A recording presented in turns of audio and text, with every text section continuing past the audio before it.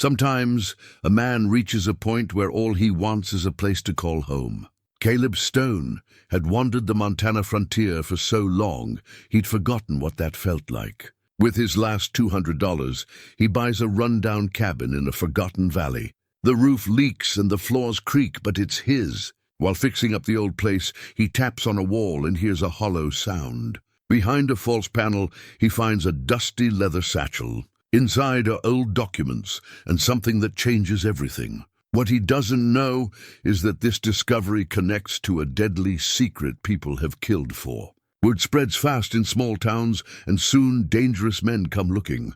What was hidden behind that wall, and why does everyone suddenly want Caleb's cabin? Before we continue, tell us where you're tuning in from. And if this story touches you, make sure you're subscribed, because tomorrow I've saved something extra special for you. The wind carried the scent of pine and coming snow as Caleb Stone guided his horse down the narrow trail into the valley. 20 years he'd been wandering these mountains, moving from one camp to another, one season to the next. His beard had gone gray, his hands were scarred from 1,000 campfires, and his eyes held the distant look of a man who'd seen too many sunrises alone. The Springfield rifle across his saddle was older than some of the trees around him, but it had never failed him. Neither had his horse, a sturdy roan mare named Duchess, who'd carried him through 3 hard winters. The valley opened before him like cupped hands. Meadow grass, golden in the late autumn light, stretched toward a wall of dark pines. A creek ran silver through the middle, and there, set back against the tree line, stood a cabin. Even from a distance, Caleb could see it needed work. The roof sagged in the middle, one shutter hung crooked, and the chimney leaned slightly to the left. But it had 4 walls and a door, and that was more than he'd had in 2 decades. He'd heard about the place 3 weeks ago in a mining camp up north. An old widow in Pinewood was selling her late husband's hunting cabin, hardly used, way out in a forgotten valley. $200, cash money. It was every cent Caleb had saved from guiding hunters and trapping through the long Montana winters. Most men would have thought twice about spending their entire savings on a broken-down cabin in the middle of nowhere. But Caleb wasn't most men, and he'd reached a point where nowhere sounded just right. The town of Pinewood sat 5 miles to the east, tucked into a fold in the mountains, where the stage road cut through on its way to Helena. It wasn't much, a main street with a general store, a saloon, a sheriff's office, and a handful of houses scattered around like dropped coins. But it had people, and supplies, and that thin thread of connection to the wider world that a man sometimes needed, even if he spent most of his time avoiding it. Caleb had ridden into Pinewood on a cold Tuesday morning, his horse's breath steaming in the air. He'd tied Duchess outside the general store and stepped inside, his boots heavy on the wooden floor. The store smelled of coffee and leather and the sharp tang of kerosene. A pot-bellied stove glowed in the corner, and 2 men sat beside it playing checkers. The owner, a thick-set man with mutton chop whiskers, looked up from behind the counter. "Help you?" "Looking for Mrs. Garrett," Caleb said. "Heard she has property for sale." The man's eyebrows went up. "You're talking about the old cabin out in Blackwood Valley? If that's what she's selling, been sitting empty 5 years now." The man studied Caleb with the frank appraisal common to storekeepers and bartenders. "You know it's way out there?" "No neighbors, no road to speak of." "Suits me fine." One of the checker players, a lean man with a star pinned to his vest, stood and walked over. "You're new around here." "I'm Tom Brennan, sheriff of this territory." He offered his hand, and Caleb shook it. The grip was firm but not challenging. "Caleb Stone." "Stone," Brennan nodded slowly. "I've heard that name. You guided that hunting party through the Bitterroots 2 winters back. Brought them all home safe when the early snow hit. That was me. Good work, that." Brennan studied him a moment longer. "You planning to settle or just winter over?" "Planning to stay if the place is what I need." The storekeeper, who'd introduced himself as Dutch Miller, gave directions to Mrs. Garrett's house. It sat at the end of town, a neat little place with lace curtains and a well-tended garden. Even this late in the year, Mrs. Garrett herself answered the door, a small woman with white hair and sharp blue eyes that sized Caleb up in 3 seconds flat. "You're here about the cabin," she said. It wasn't a question. "Yes, ma'am. If you're still selling." She invited him in, poured him coffee he didn't really want, and sat across from him at her kitchen table. The house was clean and spare, everything in its place. A photograph on the mantel showed a stern-looking man in his 60s, presumably the late Mr. Garrett. "My husband bought that land 40 years ago," she said.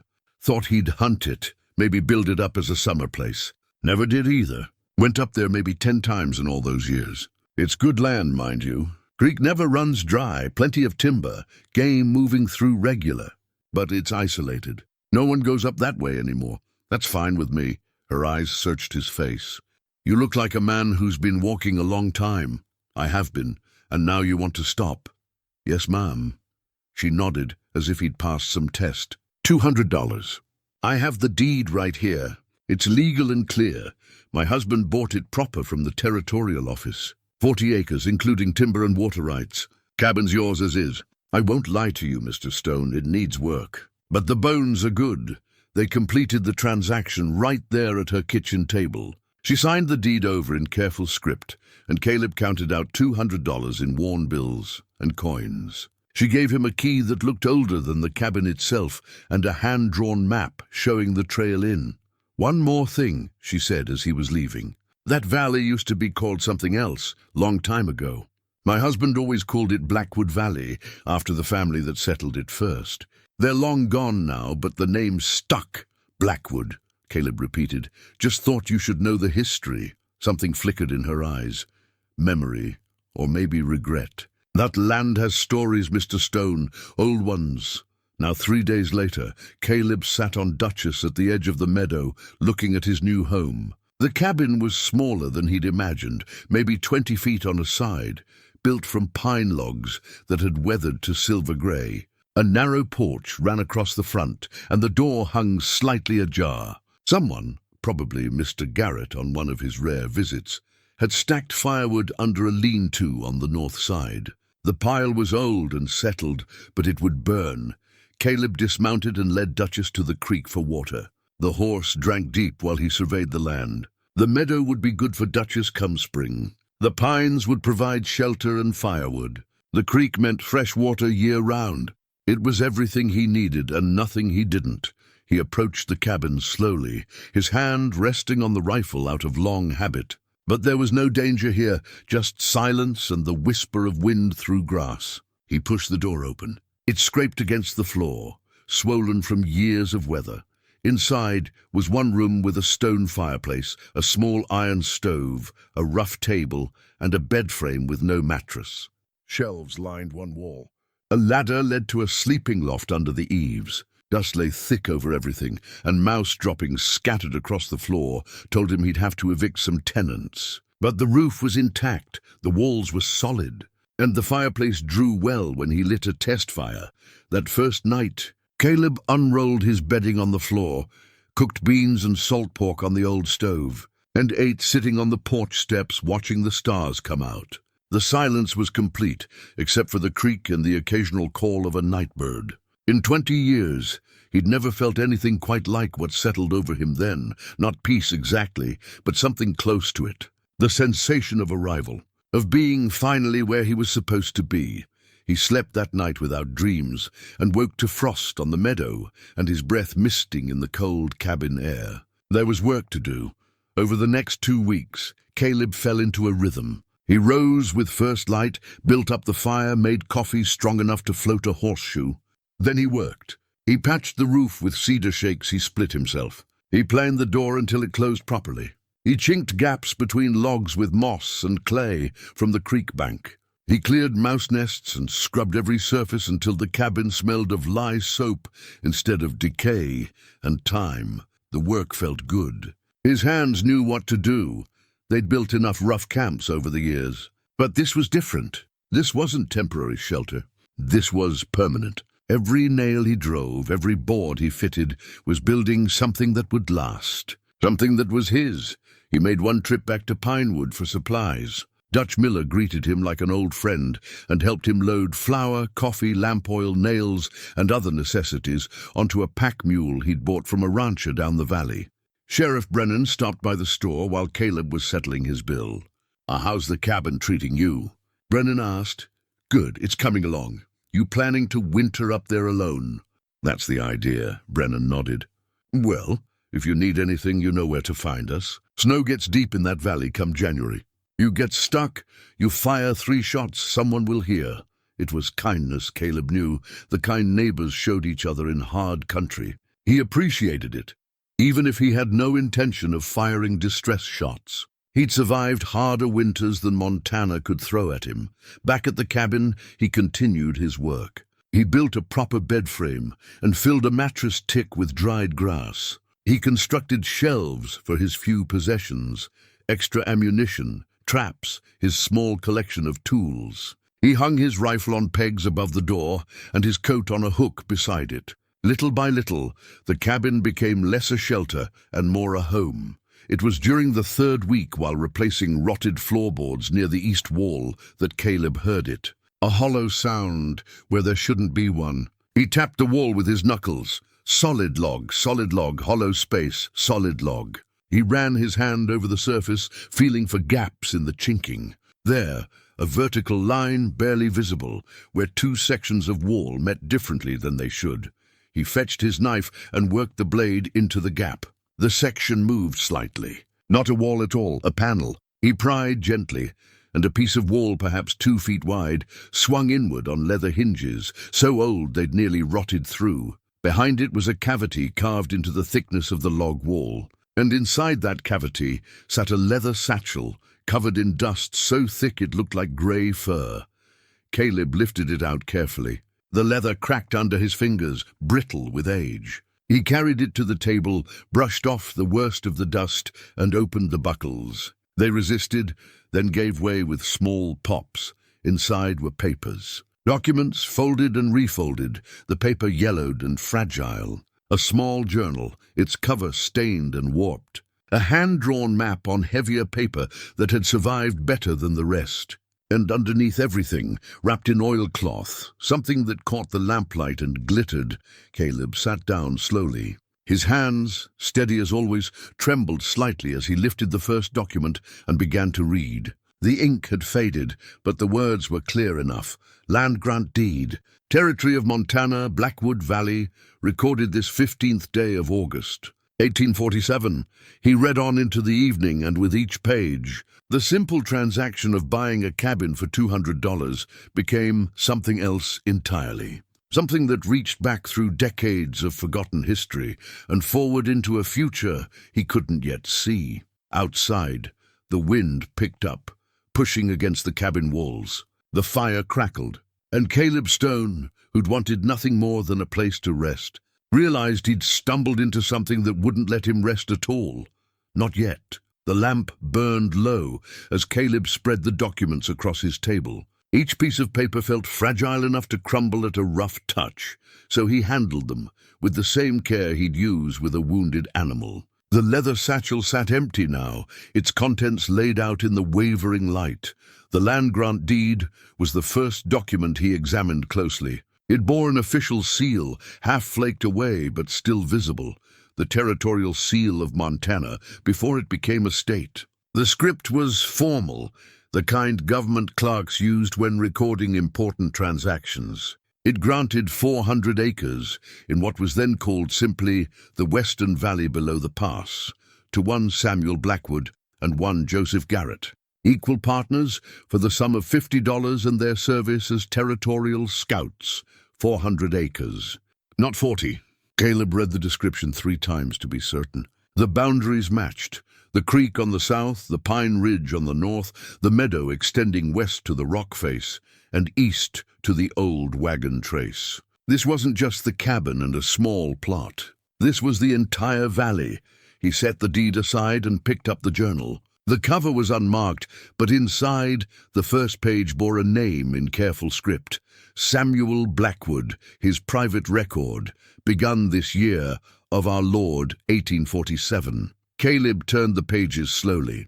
The entries were irregular, sometimes weeks apart, sometimes daily. The writing style was plain but educated, the spelling better than most men of that era could manage. Samuel Blackwood had been literate, thoughtful, and from the early entries optimistic about his future. June 3rd, 1847. Joseph and I have staked our claim proper and received the grant today. 400 acres of Prime Valley land. The trading post we plan will serve the wagon trains heading west and the trappers coming down from the high country. Joseph has the business sense and I have the wilderness knowledge. Together we will build something lasting. August 12, 1847. The post is nearly complete. Joseph's wife Mary arrived from St. Louis with supplies and goods for trade. Our first customers were grateful to find civilization so far out. We took in $60 this week alone. October 20th, 1847. Joseph and I argued today about the division of profits. He claims his initial investment was larger. I claim my labor has been greater.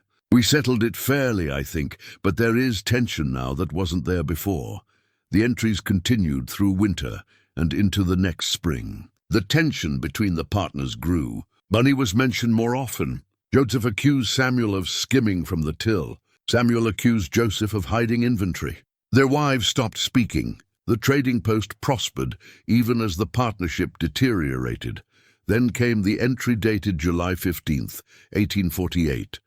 Joseph has accused me publicly of theft. He claims that $300 in gold coin has gone missing from our safe. I swear on my children's lives I took nothing. But his family has influence in the territorial office, and mine does not. The sheriff sides with Joseph. I'm to be arrested tomorrow. Mary begs me to flee. I cannot abandon my family, yet if I stay, I will hang for a crime I did not commit. The next entry was dated 2 weeks later and written in a shakier hand. We fled in darkness, Mary, the children, and myself. We took only what we could carry and what was rightfully ours, our share of the business, which Joseph now claims entirely for himself. We are hiding in the high country while I determine our course. Joseph has men searching for us. They call us thieves and fugitives. The truth has no voice when money and influence speak. Caleb read on, his coffee going cold beside him. The story that emerged was one he'd seen variations of before. Two men, once friends, destroyed by greed and suspicion. But there were details here that didn't fit the simple pattern. Samuel's entries became increasingly desperate but also increasingly detailed. He wrote about hiding caches, about insurance against Joseph's lies, about evidence that would prove his innocence. August 30th, 1848. I have divided our legitimate savings into 3 locations, marked on the map I carry always. If something happens to me, Mary will know where to look. But more important than money is the truth. I have collected proof of Joseph's real crime. It was he who stole from the safe, planning to blame me all along. His scheme runs deeper than simple theft. He is part of a ring that falsifies land claims, that drives out legitimate settlers to seize their property. The territorial judge is complicit. The surveyor is paid to alter records. I have documents that prove all of it. September 10th, 1848. Joseph's men are close. I can feel them in the forest. Mary and the children are away, safe with her brother in Oregon Territory. I've returned alone to the valley one last time to hide the evidence where it can be found by someone honest, should I not survive to present it myself. The cabin we built is now Joseph's by his false claim, but he does not know all its secrets. I built a place within the walls where truth can wait. The entries stopped there. The last pages of the journal were blank. Caleb sat back, his mind working through the implications. Samuel Blackwood had hidden evidence in this cabin 70 years ago. Evidence of corruption, of a conspiracy to steal land claims. And then he'd vanished, arrested, killed, or fled so far no one ever heard from him again. Joseph Garrett had won. He'd claimed the trading post, the land, everything. He'd built a life and a family on what might have been stolen ground. And when the territorial government had resurveyed years later, someone, perhaps Joseph himself, perhaps the corrupt surveyor, had changed the records. 400 acres became 40. The full extent of the original claim was buried in forgotten archives. Until now, Caleb picked up the map. It was hand-drawn but skillfully done, showing the valley in detail. 3 locations were marked with small X's. One was near where the trading post had stood, according to the journal. One was at a mine shaft in the hills to the north.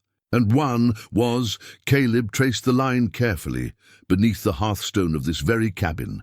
He stood and walked to the fireplace. The stones were set solidly, mortared with clay, but the hearthstone itself, the large flat rock that formed the base, showed gaps around its edges where the mortar had crumbled away over decades. He fetched his pry bar and worked it into the largest gap.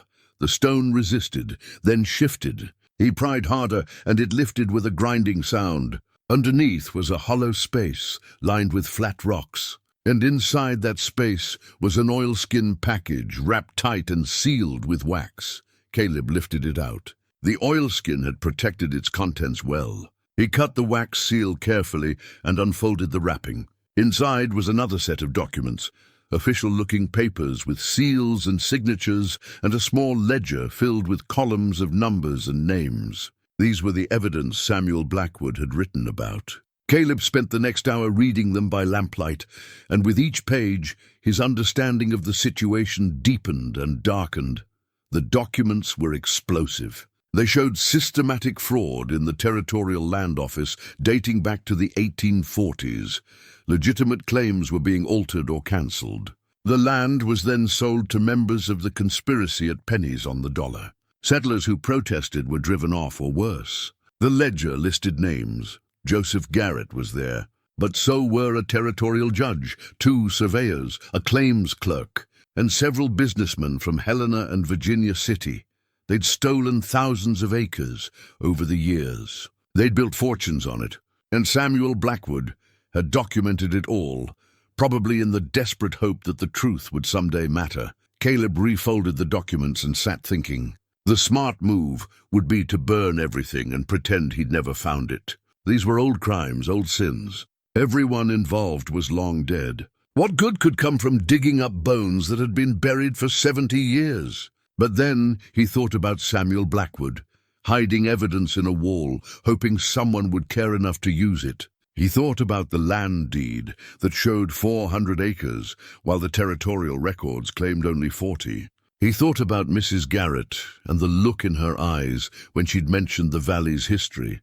And he thought about the fact that he'd bought this cabin legally, with honest money, from the descendant of the same Joseph Garrett who'd started this whole ugly business. Did she know? Had the family passed down the story, or had it been buried with Samuel and his truth? The wind rattled the windows. Caleb added wood to the fire and poured fresh coffee. He laid out the map again and studied the other 2 marked locations. If Samuel had hidden evidence here, what had he hidden at the other sites? More documents. The money he'd mentioned dividing. The sensible thing would be to leave it alone. But Caleb had never been entirely sensible, and something about this situation felt unfinished in a way that bothered him. Samuel Blackwood had been wronged. He'd tried to make it right, and he'd failed. Maybe it was foolish to care about justice for a man 70 years dead. Maybe it didn't matter anymore. But Caleb had spent 20 years wondering because he'd once failed to stand up when standing up mattered. He'd walked away from a fight he should have taken, and a good man had died because of it. That was his private shame, the thing that had sent him into the mountains and kept him moving for 2 decades. He couldn't undo that old failure. But maybe he could finish what Samuel Blackwood had started. The decision made, Caleb carefully repacked the documents in their oilskin wrapping and returned them to the hollow beneath the hearthstone. He kept out only the map and the journal, which he placed in his own pack. Tomorrow he'd begin checking the other locations. Tonight he needed rest, but sleep came hard. Every sound outside, the wind, a branch creaking, an owl's call, made him wonder if someone else knew about the cabin's secrets. Mrs. Garrett's words came back to him. That land has stories. Mr. Stone, old ones. Had she been warning him or simply stating fact? Did the Garrett family know what Samuel had hidden? And if they did, would they want it to stay hidden? He finally dozed near dawn and woke with full light streaming through the windows. The fire had burned down to coals. He rebuilt it, made breakfast, and was cleaning his plate when he heard horses outside. Caleb moved to the window and looked out carefully. 2 riders sat their horses at the edge of the clearing, maybe 50 yards from the cabin. They weren't moving, just watching. One was a big man in a dark coat. The other was smaller, wearing a wide-brimmed hat pulled low. They stayed there for perhaps 5 minutes, not approaching, not calling out, just watching. Then they turned their horses and rode back the way they'd come, disappearing into the tree line. Caleb checked his rifle, then stepped outside. The morning air was cold and clean. He walked to where the riders had been and studied the ground. Fresh tracks, clear in the soft earth near the creek. 2 horses, both shod, both carrying weight. The riders had come from the direction of Pinewood. He followed the tracks back into the trees for 100 yards until they joined the main trail. Then he returned to the cabin, his mind working. Those men hadn't been passing through. They'd come specifically to look at this place. To look at him or look for something? Inside, Caleb stood before the table covered with 70-year-old documents and realized that whatever Samuel Blackwood had started, it wasn't finished. Not by a long measure. And somehow, impossibly, people in the present day seemed to know about it. The satchel that had waited decades in a hidden wall had contained more than old papers and forgotten history. It had contained a living secret, one that someone, somewhere, still cared enough about to send riders into the mountains to watch a stranger's cabin. Caleb poured another cup of coffee and sat down to study the map more carefully. He had a feeling his quiet retirement was about to become considerably less quiet. The lamplight flickered as Caleb turned another page of Samuel Blackwood's journal. He'd read it through once already, but now he was going slower, looking for details he might have missed. Outside, night had settled over the valley again, and the wind carried the promise of the season's first real snow. The journal entries revealed more than just the outline of a partnership gone wrong. They showed a man's life in careful detail, his hopes, his doubts, his growing fear. Samuel Blackwood had been 32 when he started the journal, a former Army scout with a wife and 2 young children. He'd met Joseph Garrett in Virginia City, where Garrett was working as a claims agent. They'd become friends, or what passed for friendship between men who saw opportunity in each other. May 15th, 1847, one early entry read, "Joseph has a gift for numbers and negotiation. He can talk a man into seeing value where none seemed to exist before. I worry sometimes that this gift extends to talking himself into believing his own exaggerations, but perhaps I am too cautious. He assures me the trading post will prosper beyond our dreams." The entries through that first summer were optimistic. The 2 men worked well together. Joseph handled the business end, inventory, pricing, dealing with suppliers and customers. Samuel managed the physical side, building, hunting to supplement their supplies, scouting for the wagon trains that would become their customers. Their wives got along, their children played together. It should have been the foundation of something lasting. But money changed things. It always did in Caleb's experience. By autumn of that first year, the trading post was bringing in steady profit. They'd done well, and that success had somehow poisoned what should have been satisfaction. November 3rd, 1847. Joseph insists on a new arrangement. He claims his initial capital investment was 60% of the total. Thus, he should receive 60% of profits. I pointed out that my labor has built this enterprise as much as his money, and the original agreement was for equal partnership. We argued for 2 hours. Mary says I should agree to keep the peace. I do not know what I should do. The next months showed the relationship fracturing. Joseph accused Samuel of taking goods for personal use without recording them. Samuel accused Joseph of understating profits to reduce Samuel's share.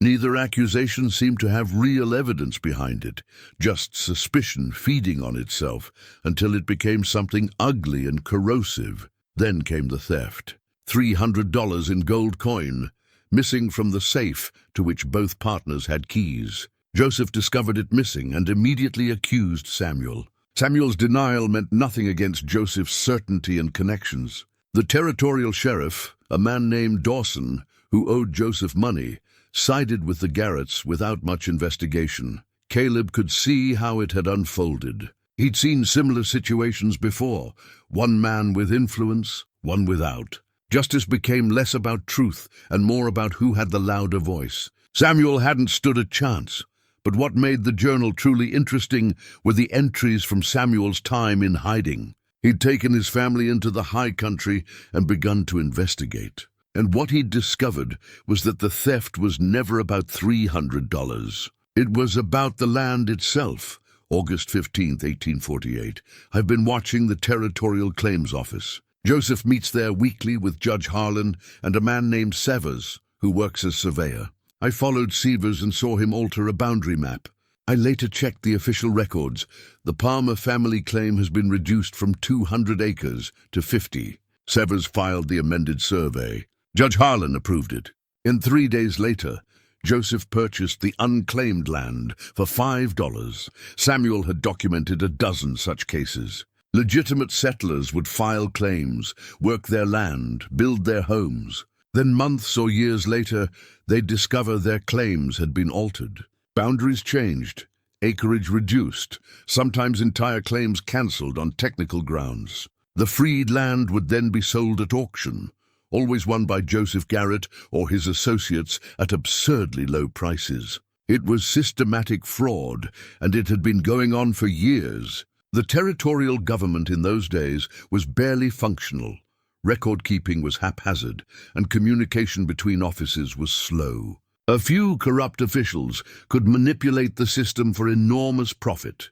And they had. Samuel's entries became increasingly desperate as he realized the scope of the conspiracy. His initial theft charge had been just a convenient excuse to seize his share of the trading post and the valley land. But Joseph and his partners weren't content with one score. They were building an empire on stolen ground.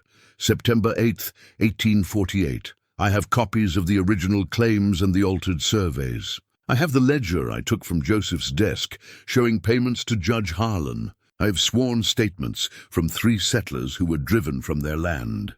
This is enough to bring charges, but I must get it to territorial authorities in Helena. The problem is that Judge Harlan has issued a warrant. I'm wanted for theft and for assault, another false charge. If I am arrested before reaching Helena, these documents will disappear and the truth with them. The final entries showed Samuel making his preparations. He'd sent his wife and children to Oregon Territory, where her brother had a farm. He'd divided their legitimate savings, money he could prove was his from before the partnership, into 3 caches. And he'd hidden the evidence in places he thought someone might eventually find. September 12th, 1848. If you are reading this, I am likely dead or fled beyond reach. My name is Samuel Blackwood. I was not a thief. I was not a criminal. I was a man who saw corruption and tried to stand against it. To my son, should you ever read these words, the truth matters more than gold. Our family name matters more than land. If you can use what I have hidden to restore our honor and stop these men from stealing from others, then my sacrifice will have meaning. The map shows 3 locations. The cabin holds documents. The trading post site holds our savings. The mine shaft holds the final proof. Use them well. That was the last entry. After that, only blank pages. Caleb closed the journal and sat in the silence of the cabin. Samuel Blackwood had probably been arrested or killed shortly after writing those words. His family in Oregon Territory would have waited for word that never came. Eventually, they would have assumed him dead, and Joseph Garrett would have gone on with his life, his reputation intact, his fortune growing. He'd raised a family on stolen land and ill-gotten wealth. His descendants, like Mrs. Garrett, probably knew nothing of the crimes that had founded their legacy. Or if they knew something, they might know only the Garrett family version of events, where Samuel was the villain and Joseph the victim. Caleb stood and walked to the window. Dawn was breaking over the mountains, painting the snow on the high peaks pink and gold. The valley was beautiful in the early light, peaceful and untouched. It was hard to imagine that 70 years ago men had fought over this ground, that lies and greed had destroyed a partnership and probably ended a life. But history was like that. Beautiful places held ugly secrets. The land remembered nothing, but the stones and walls built by human hands sometimes kept their secrets for generations. He needed more information. The journal told Samuel's side of the story, but Caleb wanted to understand the whole picture. That meant going back to Pinewood and asking questions. Carefully, he saddled Duchess and rode out mid-morning. The trail was clear, the weather holding. He made good time and reached Pinewood by early afternoon. The town looked the same as before. Quiet, a few people moving about their business, smoke rising from chimneys against the cold. Caleb tied Duchess outside the general store and went in. Dutch Miller was behind the counter, sorting through a shipment of canned goods. He looked up and smiled.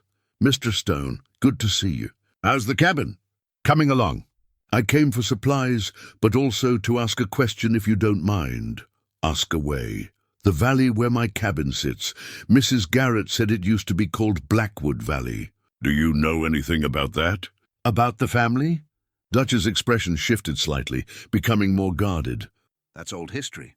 "Before my time even. But I've heard stories." "What kind of stories?" Dutch glanced around the empty store, then leaned on the counter.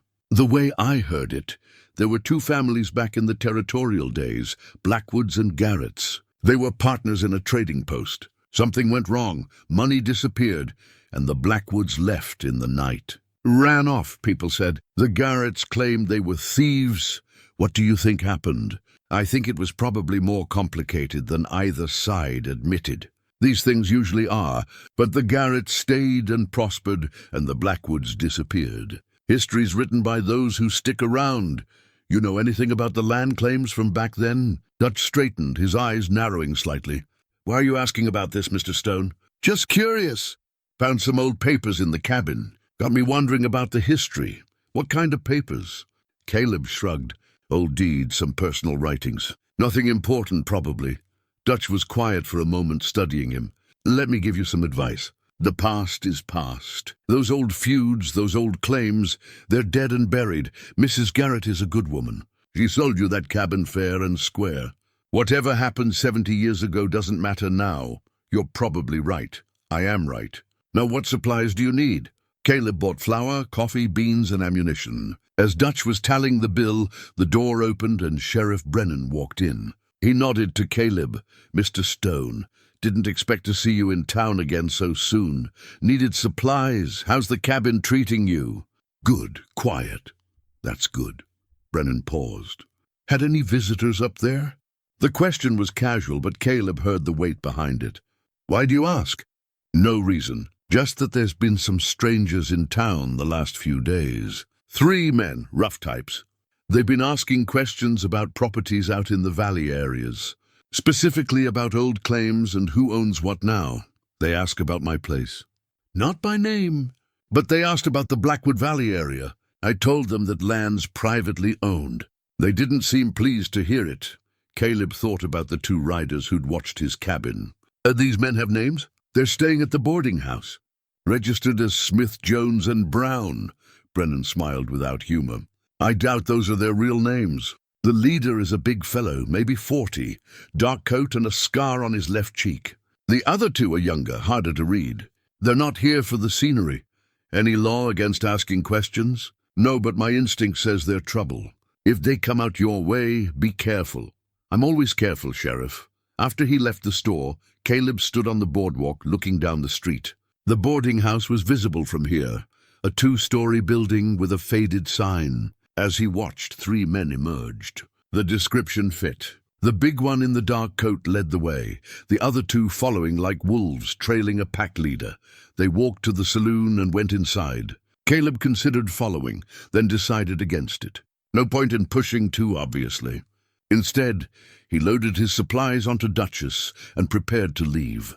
A young man approached from the direction of the livery stable. He was maybe 18, thin and nervous-looking.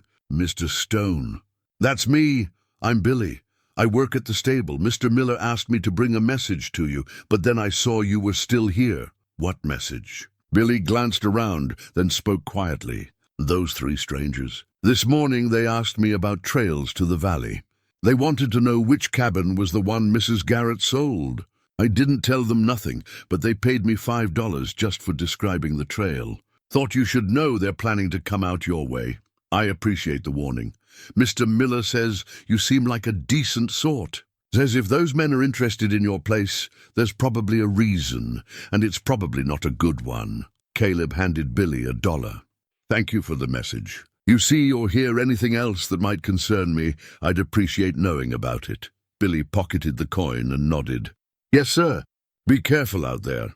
Caleb rode back to the cabin, with his mind working through possibilities. The timing was too neat to be coincidence. He'd found the hidden documents, and within days, strangers appeared asking questions about his property. Someone knew about the satchel. Someone knew what Samuel Blackwood had hidden. But how? The Garrett family. That seemed most likely. Maybe there had been stories passed down through generations. Stories about Samuel Blackwood hiding something before he disappeared. Stories that became family legend or family worry.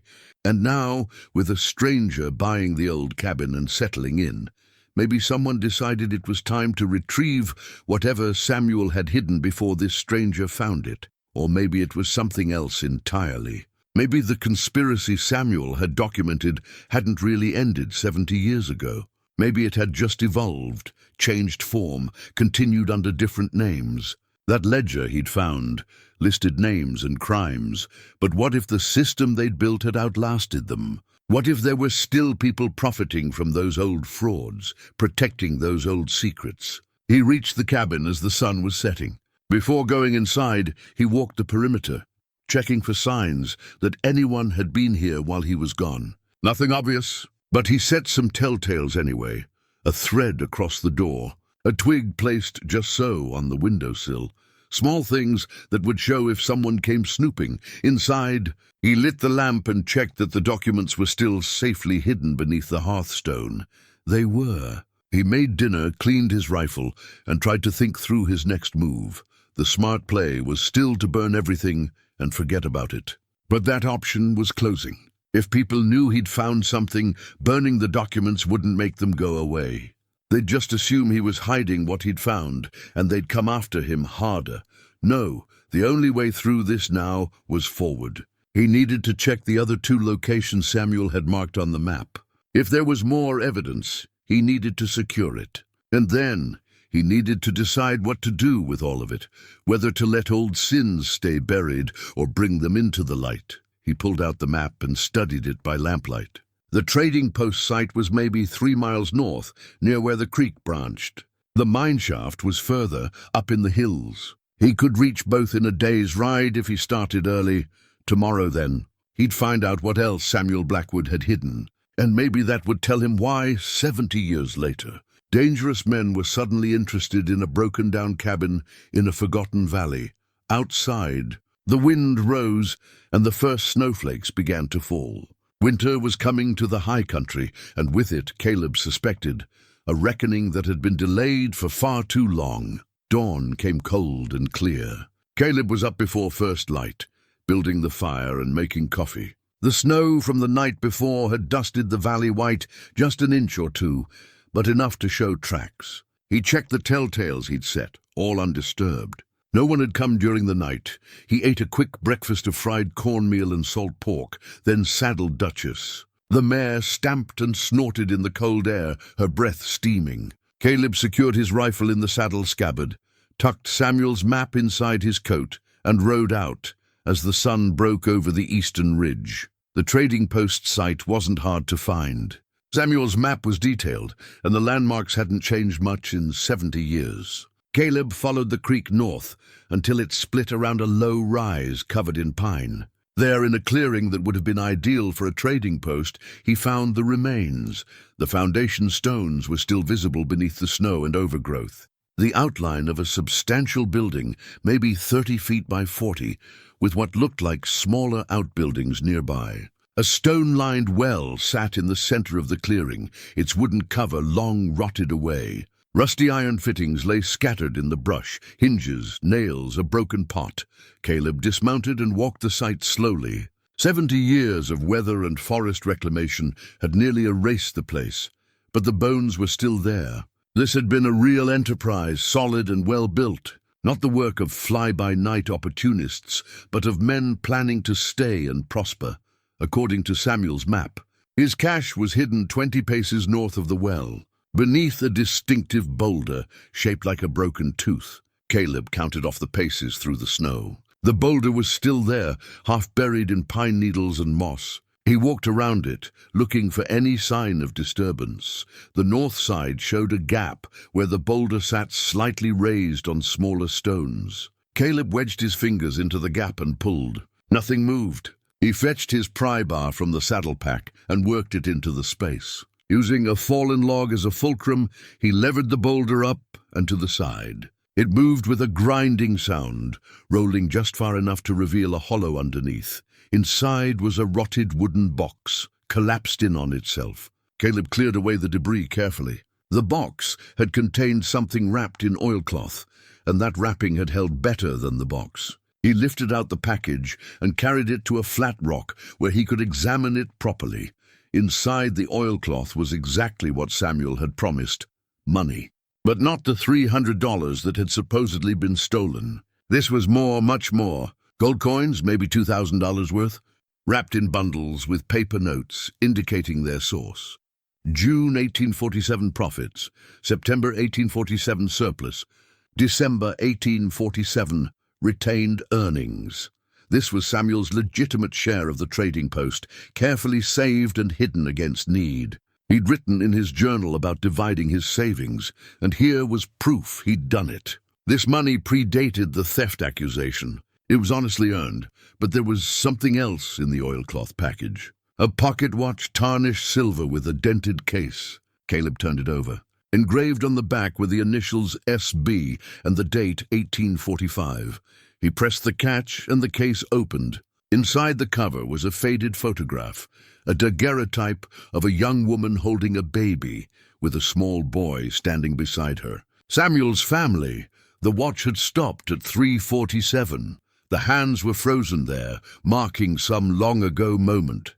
Caleb wound it gently, not expecting it to work. But the mechanism caught and the second hand began to tick. The watch still functioned after all these years.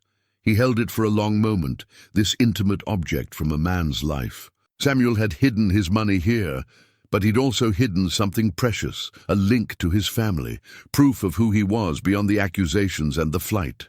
The man who'd carried this watch hadn't been a thief. He'd been a husband and father, someone who'd valued the picture of his loved ones enough to keep it safe even as his world collapsed. Caleb wrapped everything back in the oilcloth and secured it in his saddle pack. The coins were probably still legal tender, worth their weight in gold. But the watch was worth something different. It was proof of Samuel's humanity, his reality. He'd existed. He'd loved. He'd been more than just a name in an old journal. Movement in the trees caught Caleb's eye. He turned slowly, his hand dropping to his rifle. A deer, just a doe picking her way through the snow. She looked at him with dark eyes, then bounded away. He let his breath out slowly. The search for answers was making him jumpy. But jumpiness wasn't all bad, not with strangers asking questions in town. He mounted Duchess and continued north, following Samuel's map toward the mine shaft. The terrain grew rougher as he climbed, the trees thicker. This was old-growth forest, the kind that took centuries to develop. In 1848, it would have looked much the same. The mine shaft was harder to find than the trading post site. The map showed it up a narrow draw near a distinctive rock formation, but landslides and tree growth had altered the landscape. Caleb spent an hour searching before he spotted the entrance, almost completely hidden behind a curtain of roots and fallen timber. He tied Duchess to a tree and approached on foot. The mine opening was narrow, barely wide enough for a man to squeeze through. He lit his lantern and peered inside. The shaft went back into darkness, shored up with timbers that looked surprisingly solid for their age. This wasn't an abandoned mine. According to Samuel's journal, this was a cache site he'd chosen specifically because it was isolated and unlikely to be disturbed. Caleb pulled aside enough debris to widen the entrance. then squeezed through with his lantern held before him. The shaft went back about 20 feet, then ended in a small chamber where the miners had stopped digging. The rock here was wrong for gold or silver, which explained why they'd quit, but it made a perfect hiding place. The floor was dusty and undisturbed, except for ancient boot prints near the entrance. Samuel's map marked the cache as being in the back left corner beneath loose rocks. Caleb found the spot and began removing stones. They came away easily, and beneath them was another oilcloth package, this one sealed with wax. He carried it outside into the daylight before opening it. The wax seal broke with a crack, and he unfolded the oilcloth carefully. Inside were more documents, but these were different from what he'd found in the cabin. These were sworn statements signed and witnessed. 3 different settlers describing how their land claims had been altered. Each statement followed the same pattern. They'd filed legitimate claims, worked their land, then discovered months later that the territorial office had no record of their full claim. Boundaries had been changed, acreage reduced. When they protested, they were threatened.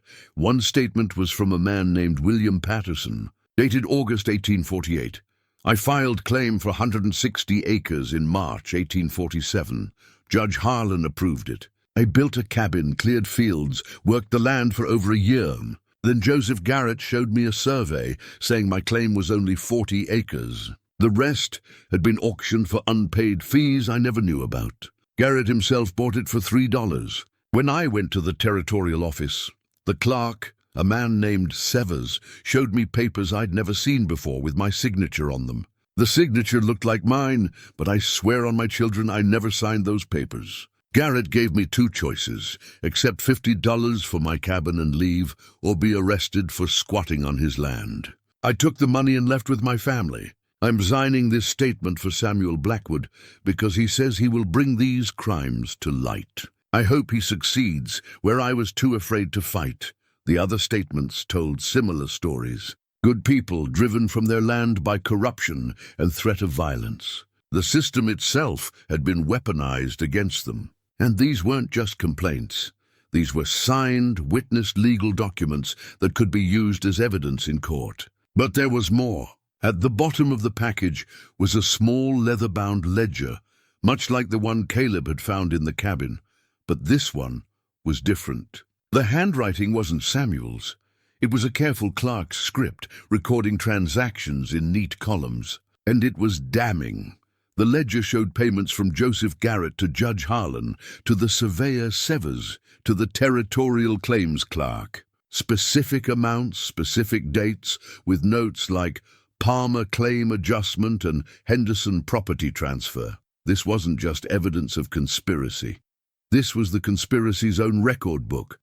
Someone, probably the clerk who'd been bribed, had kept a backup ledger, maybe as insurance, maybe as leverage. However Samuel had obtained it, it was absolute proof. Caleb rewrapped the documents and added them to his saddle pack with the coins and pocket watch. He was now carrying evidence that could have destroyed powerful men 70 years ago. The question was whether it still mattered, whether anyone still cared about old crimes. But even as he thought it, he knew the answer. Someone cared. The 3 strangers in Pinewood cared.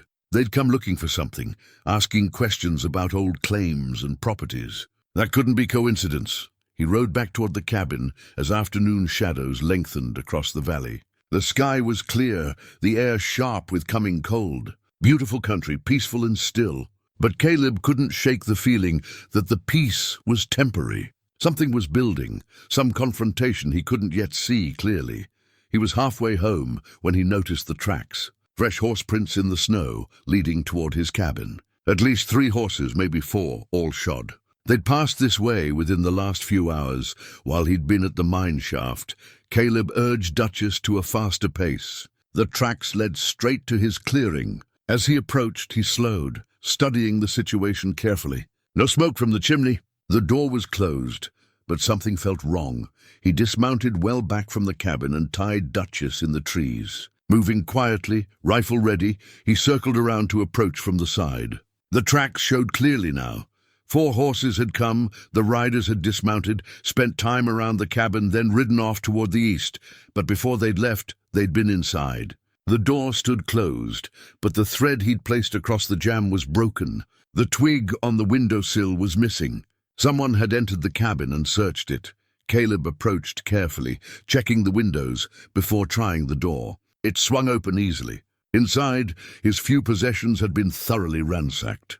His bedding was pulled apart, his supplies scattered, even the floorboards he'd replaced had been pried up in places. Someone had conducted a serious search, but they hadn't found what they were looking for. The hearthstone was undisturbed. They apparently hadn't thought to check beneath it. The original document Samuel had hidden was still safe, and everything Caleb had found today was in his saddle pack out in the trees with Duchess. Still, the message was clear. Someone knew he had something, and they were willing to break in and search for it. The polite phase of this situation, if there'd ever been one, was over. Caleb spent the next hour putting his cabin back in order and fortifying it. He reinforced the door with a bar he fashioned from a pine plank. He positioned his bedroll where he could watch both the door and the window. He loaded his rifle and his spare pistol, then laid them within easy reach. This was no longer just a cabin. It was a position that might need defending. As darkness fell, he sat by the window and took out Samuel's pocket watch. It ticked steadily in his hand, marking the present moment even as it connected him to the past. Samuel Blackwood had faced this same kind of threat 70 years ago. Men who would steal, lie, and probably kill to protect their crimes and their profits. Samuel had tried to fight back with truth and evidence. He'd carefully documented everything, hidden his proof, and planned to bring it to authorities who might listen. But something had stopped him. Death, capture, or fear. Caleb would probably never know which. Samuel had vanished, and his evidence had waited in hiding for someone to find it. Now Caleb had found it. And the question was what he would do with it, whether he'd finish what Samuel started, or whether he'd let the past stay buried to save himself from whatever storm was coming. He watched the darkness outside his window and thought about the choices a man makes, about standing up or walking away, about the difference between the two, and what it costs either way. The pocket watch ticked on, steady and patient, marking time that moved forward, whether a man was ready or not. Morning brought clarity and decision. Caleb had spent half the night watching his door, and the other half thinking. By dawn, he knew what he needed to do. If people were searching for Samuel's evidence, they already believed he had it or knew where it was. Hiding wouldn't help. The only way forward was to understand exactly what he possessed and why it mattered so much, 70 years after the fact. He made coffee and spread all the documents across his table in the lamplight. The original land grant deed from the cabin, the ledgers and statements from the mine shaft, the coins and pocket watch from the trading post site, and Samuel's journal and map tying it all together.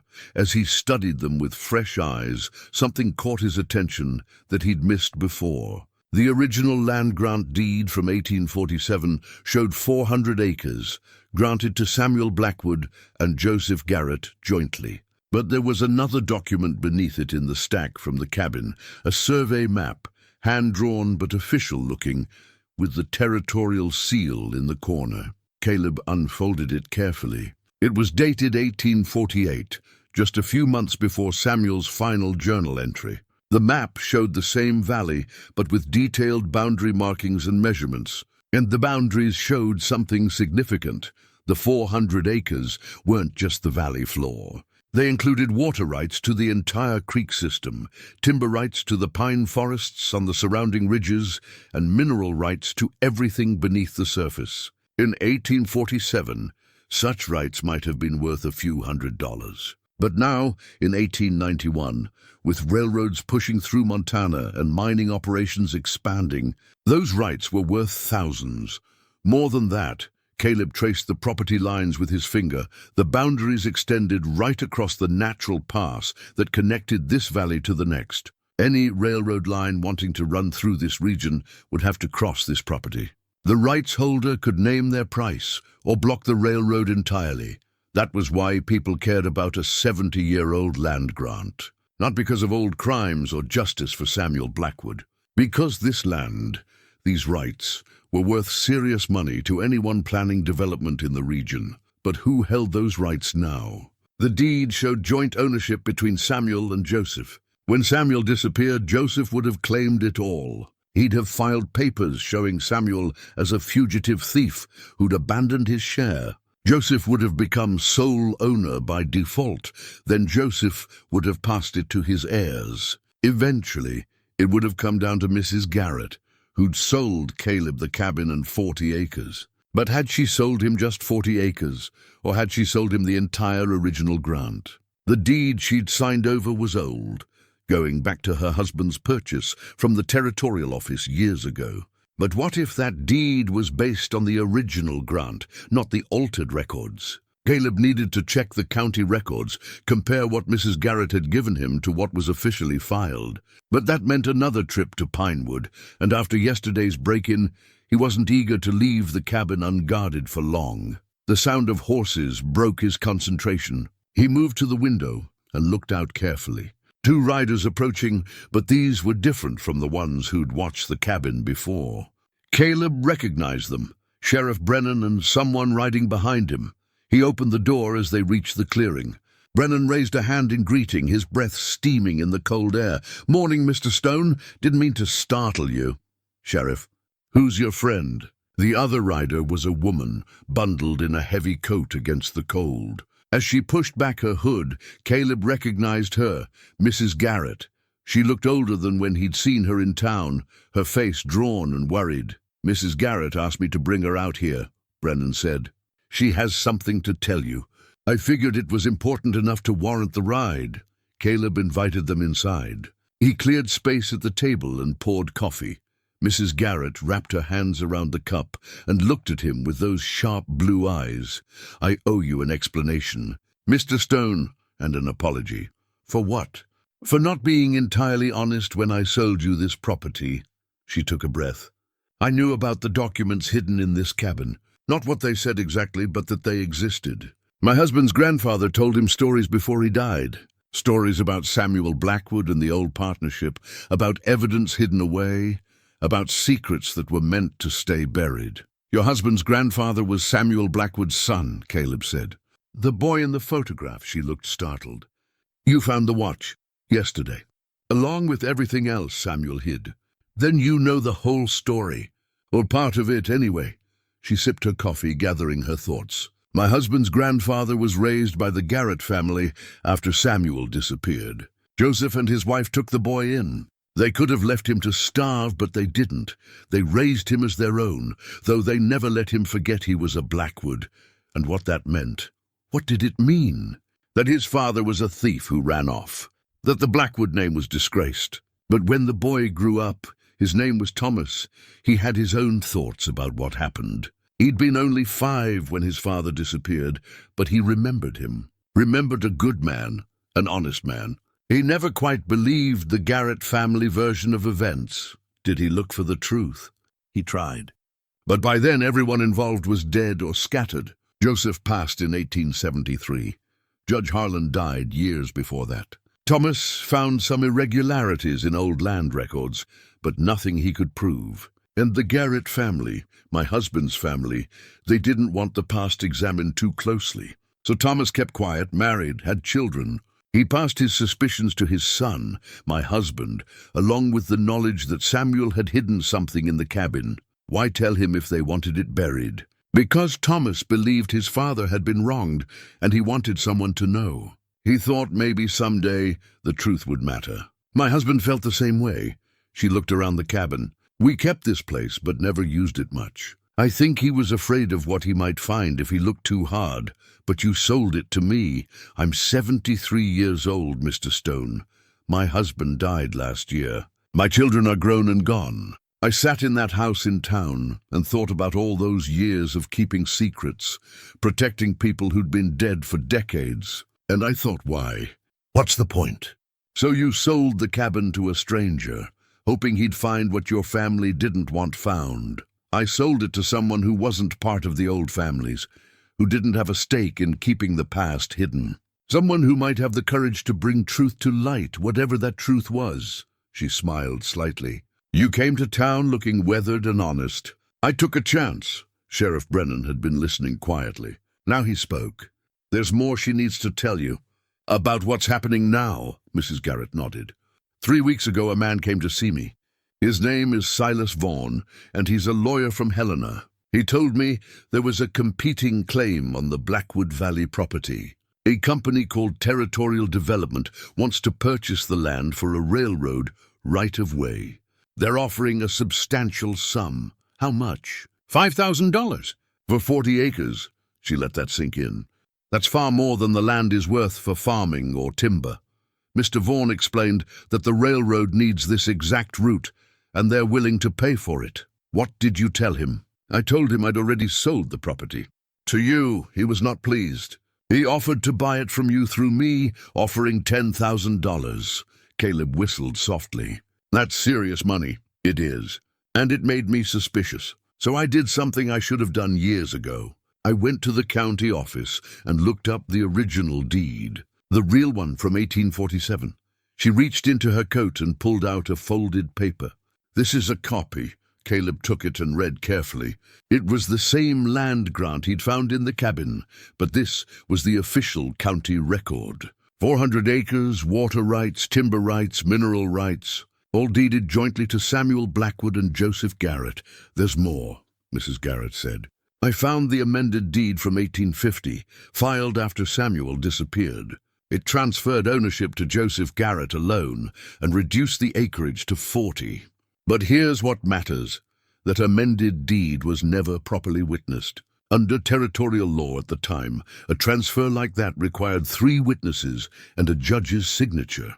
This one had only Joseph Garrett's signature and a clerk's mark, meaning it wasn't legal, meaning the original grant is still technically valid. The whole 400 acres, all the rights. And when I sold you this property, I used my husband's deed, which goes back to his grandfather's inheritance, which goes back to the original grant. I didn't sell you 40 acres, Mr. Stone.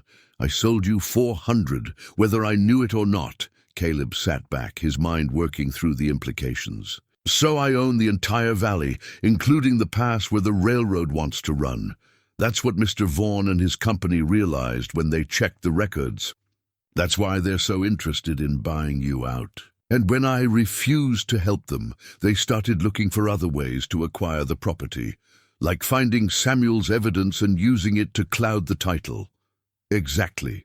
If they could prove the original partnership was based on fraud, or that Samuel really was a thief, they might be able to challenge the entire chain of ownership. They could tie the property up in court for years, or force a settlement in their favor. Sheriff Brennan leaned forward. Those 3 men who came to town, they work for Vaughan. And they're not just looking through records. Yesterday, the county clerk's office was broken into. Nothing was taken, but someone went through all the old land files. And last night, someone searched the Historical Society's archives. They're looking for anything that supports their version of history, Mrs. Garrett said. Anything that makes Samuel Blackwood look like a criminal. But what they really want is what Samuel hid, Caleb said. Evidence that proves the opposite. If you have it, Mr. Stone, you need to protect it. And yourself. She looked at him with concern. These aren't people who will stop at property crimes. Caleb thought about the cabin ransacked while he was gone, about the riders watching from the trees. They've already been here. They searched the place yesterday. Brennan's jaw tightened. Did they take anything? They didn't find what they were looking for, but they'll be back. Then we need to get ahead of this, Brennan said. If you have evidence of fraud in the original land claims, that's not just a property dispute, that's criminal. Even if it's old crimes, it matters. I can contact the Territorial Marshal's office, get proper authorities involved. That will take time, Mrs. Garrett said. Meanwhile, Mr. Vaughan and his men will keep pushing. They've already tried to buy the property. When that didn't work, they started looking for ways to take it. What comes next? The answer hung in the air, unspoken but understood. What came next was pressure, legal, physical, whatever it took. Men who offered $10,000 for 40 acres of nothing special wouldn't give up just because Caleb said no. They'd escalate.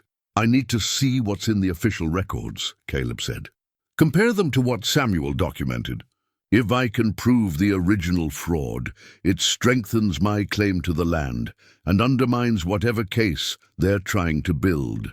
The county office is in Pinewood, Brennan said. I can get you access to the old files. When? Now if you want. I'll take you in. Mrs. Garrett can stay here or ride back with us. I'll stay, she said firmly. Someone should watch the cabin. And besides, this is as much my fight as yours, Mr. Stone. My family has been carrying this burden for 3 generations. It's time to set it down properly. Caleb looked at this elderly woman who'd sold him a cabin for $200 and, whether intentionally or not, handed him 400 acres and a century-old fight. She was tougher than she looked. I appreciate that, ma'am. But if Vaughn's men come while I'm gone, I have my husband's rifle, and I know how to use it. I've lived in Montana for 50 years, Mr. Stone. I'm not helpless. Brennan smiled slightly. She's not. Trust me. Caleb gathered the documents he'd found, wrapped them carefully, and secured them in his coat. The original deed, Samuel's journal, the ledgers, the sworn statements, everything that proved what had really happened 70 years ago.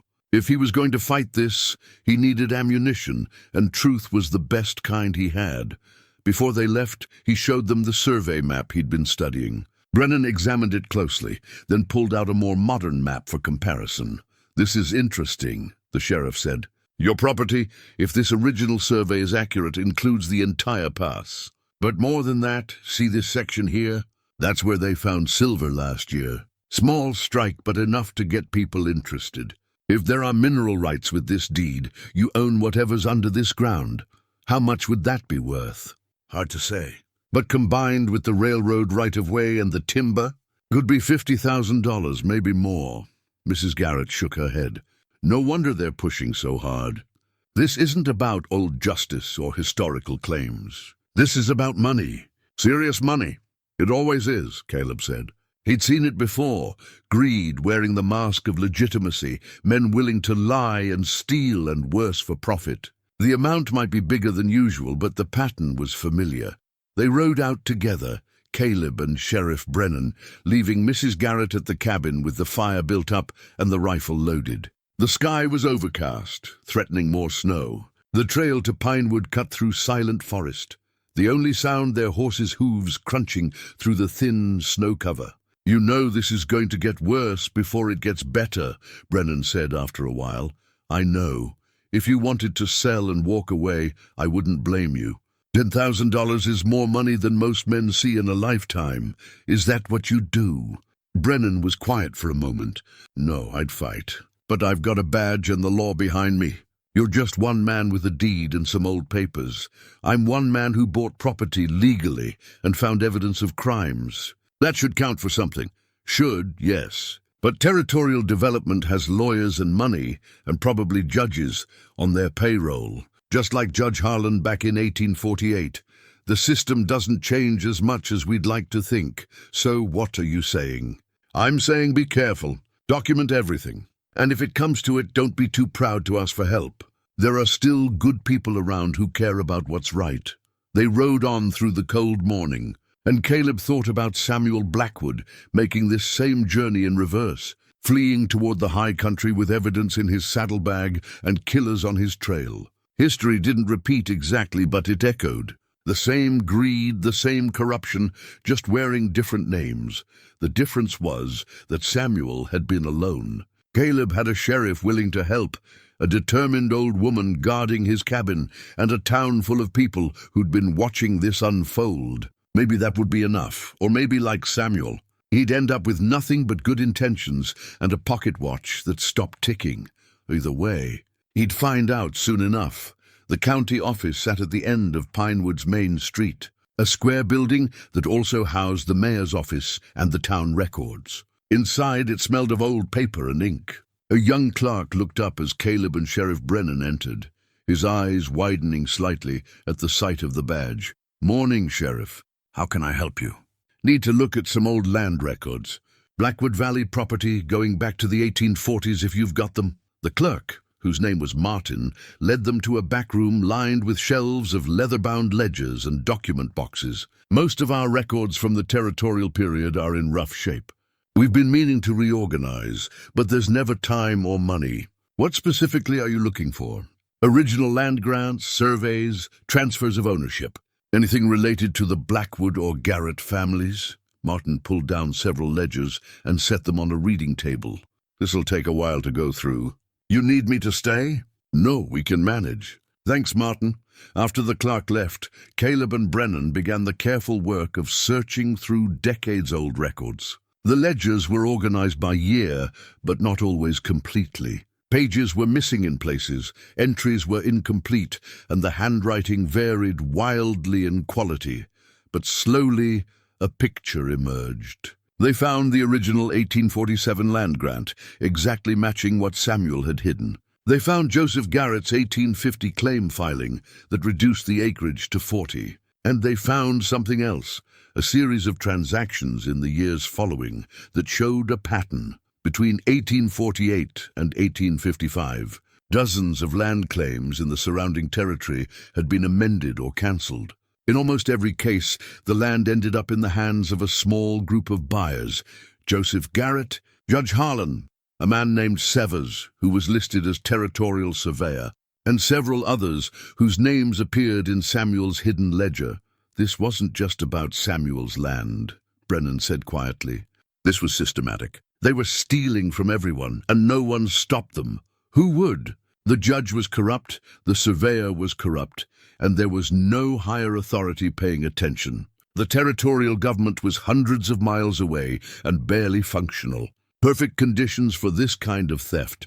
They continued searching. Caleb found a box labeled Disputed Claims 1848-1852 and opened it. Inside were yellow documents, many of them complaints filed by settlers who claimed their land had been stolen through fraudulent surveys and false filings. The complaints went nowhere. Each one had a notation showing it was dismissed by Judge Harlan or resolved in favor of Joseph Garrett and his associates. Samuel wasn't alone in being robbed, Caleb said. There were dozens of them.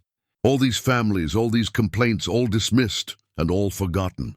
Brennan shook his head. The settlers who complained either gave up and left, or they were driven out. The records show it happened, but no one ever did anything about it, until Samuel tried to. And look what happened to him. They were deep in the records when the door opened. Caleb looked up to see a man in a fine wool coat enter, brushing snow from his shoulders. He was perhaps 40, well-groomed, with sharp eyes that took in the scene immediately. Sheriff Brennan. I didn't expect to find you here, Mr. Vaughn. This is county property. Anyone can access public records. Of course. Silas Vaughn's gaze shifted to Caleb. And you must be Mr. Stone. I've been hoping to meet you. Caleb stood, keeping the table between them. Have you? Indeed. I represent Territorial Development Company. We've made what I consider a very generous offer for your property. Conveyed through Mrs. Garrett. I was disappointed to hear you weren't interested. The property's not for sale. Everything's for sale at the right price. Mr. Stone, we're prepared to offer $15,000, cash, for a cabin and 40 acres you bought for $200 just weeks ago. That's a remarkable return on your investment. It's 40 acres I'm not interested in selling. Vaughn's smile didn't waver, but something cold flickered in his eyes. May I ask why? You're a solitary man from what I understand. No family, no ties to this area. $15,000 would set you up comfortably anywhere you chose to go. Maybe I'm tired of going places. Maybe I want to stay. A noble sentiment, but impractical. The railroad is coming through this region, whether you cooperate or not. If you stand in the way, you'll simply be stepped over. It would be much better for everyone if we could reach an accommodation. Sheriff Brennan closed the ledger he'd been reading. Mr. Vaughn, are you threatening Mr. Stone? Not at all, Sheriff. Simply explaining economic realities. The railroad represents progress. Progress doesn't stop for individuals. It stops for property rights, Brennan said. Legal property rights, which is precisely why I'm here examining records, just as you are. I want to ensure we understand exactly what rights Mr. Stone possesses. Vaughn gestured at the open ledgers. And what rights he doesn't. The deed is clear, Caleb said, is it? I've found the original grant quite interesting. A partnership between two men, one of whom fled as a fugitive. The legal disposition of such property is complex. My company is prepared to challenge Mr. Stone's claim in territorial court if necessary. On what grounds? On the grounds that the property transfer from the Garrett family to Mr. Stone may have been based on incomplete understanding of the true boundaries and rights involved. That certain historical facts, if properly examined, might show the land was never legally available for sale. Vaughan pulled a document from his coat. In fact, I have here a competing claim filed with the Territorial Office last week. My company asserts right of ownership based on an 1852 purchase from the original grantee, Joseph Garrett. That's impossible, Brennan said. The Garrett family held that land until Mrs. Garrett sold it to Mr. Stone, so they believed. But we've discovered an overlooked transaction. In 1852, Joseph Garrett sold certain rights to a mining concern. That concern eventually dissolved, but those rights, specifically mineral and subsurface rights, were never recovered by the Garrett family. Through careful research, we've traced those rights to their present holder, my company. Caleb felt his jaw tighten. This was the strategy then, not just buying him out, but attacking his claim from multiple directions. Challenge the deed, assert competing claims, tie everything up in legal disputes until he had no choice but to settle. "Let me see that document," Brennan said. Vaughan handed it over. The sheriff read it carefully, his expression growing darker. "This is dated 3 weeks ago, but it references a purchase from 1852. Where's the original 1852 document?" "In our files. We'll produce it when necessary. I'd like to see it now." "That's not possible. But I assure you, it exists and will withstand legal scrutiny." "I'm sure it will," Brennan said dryly. "Just like all the other convenient documents that appear when they're needed." Vaughan's smile vanished. "Are you suggesting something improper, Sheriff?" "I'm suggesting that I've seen this pattern before. Old claims suddenly discovered, convenient documents appearing from nowhere, legitimate owners pressured to sell or surrender. It's an old game, and the fact that it's dressed up in legal language doesn't make it honest. That's a serious accusation. It's an observation. And here's another one. If your claim is legitimate, you won't mind us examining every aspect of it thoroughly, including checking with the Territorial Archive in Helena to verify your 1852 document." For the first time, Vaughan looked slightly uncomfortable. "That will take weeks." "Then we have weeks." Vaughan turned his attention back to Caleb. "Mr. Stone, I came here to make you a fair offer. I still hope you'll consider it. But if you choose to fight this in court, I should warn you, litigation is expensive. My company has deep pockets. We can afford to fight this for years. Can you?" "I can afford to stand my ground." Noble words. But when your money runs out, when the lawyers start billing you, when you realize you've spent years fighting over a piece of land that's worth far less than what we're offering, you'll wish you'd taken my offer today. Maybe, but I'll sleep better knowing I didn't let someone steal from me. Vaughan's face hardened. "No one is stealing anything, Mr. Stone. We're simply asserting rights that legally belong to us. If you'd done your proper research before purchasing, you'd have discovered the clouded title yourself. That's your failure, not ours. The title wasn't clouded until you clouded it. That's a matter of interpretation. And interpretation is what courts are for." Vaughan picked up his hat. "I'll give you 1 week to reconsider. After that, we file formal proceedings, and this becomes very expensive for you very quickly." He left, letting the door swing shut behind him. Caleb and Brennan stood in silence for a moment. "That man is going to be a problem," Brennan said finally. "He already is. Did you notice what he didn't mention? He said his company bought mineral rights in 1852, but he didn't mention water rights, timber rights, or the surface land itself. He's cherry-picking which parts of the grant he claims. Can he do that? Legally? Probably not. But he can claim it, file papers asserting it, and force you to prove him wrong in court. That's the game. Throw enough legal mud and hope some of it sticks." Caleb thought about the evidence he'd found, Samuel's documents proving the original fraud. "What if I can prove the 1852 sale never happened? Or that if it did, it was part of the same fraud Samuel documented.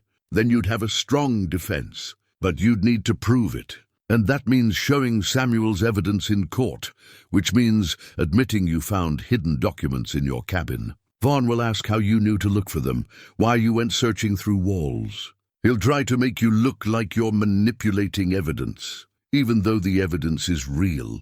Truth matters less than presentation in court sometimes. But yes, if you can prove systematic fraud, it undermines everything Vaughn's claiming. His 1852 document, if it even exists, would be fruit of the poisoned tree. They spent another hour searching records, copying down information, building a timeline of what had happened. The pattern was clear. Joseph Garrett and his co-conspirators had run a years-long scheme to steal land. The scheme had eventually ended, probably when key members died or moved on. But the stolen land remained in the hands of their descendants or companies they'd created. Territorial Development Company might be a new name, but it was probably. 3 days passed in tense watchfulness. The snow continued intermittently, piling up in the valley until the meadow was a smooth white expanse broken only by the dark line of the creek and the tracks Caleb made on his daily patrols. The riders on the ridge appeared twice more, distant figures watching but not approaching, waiting for something.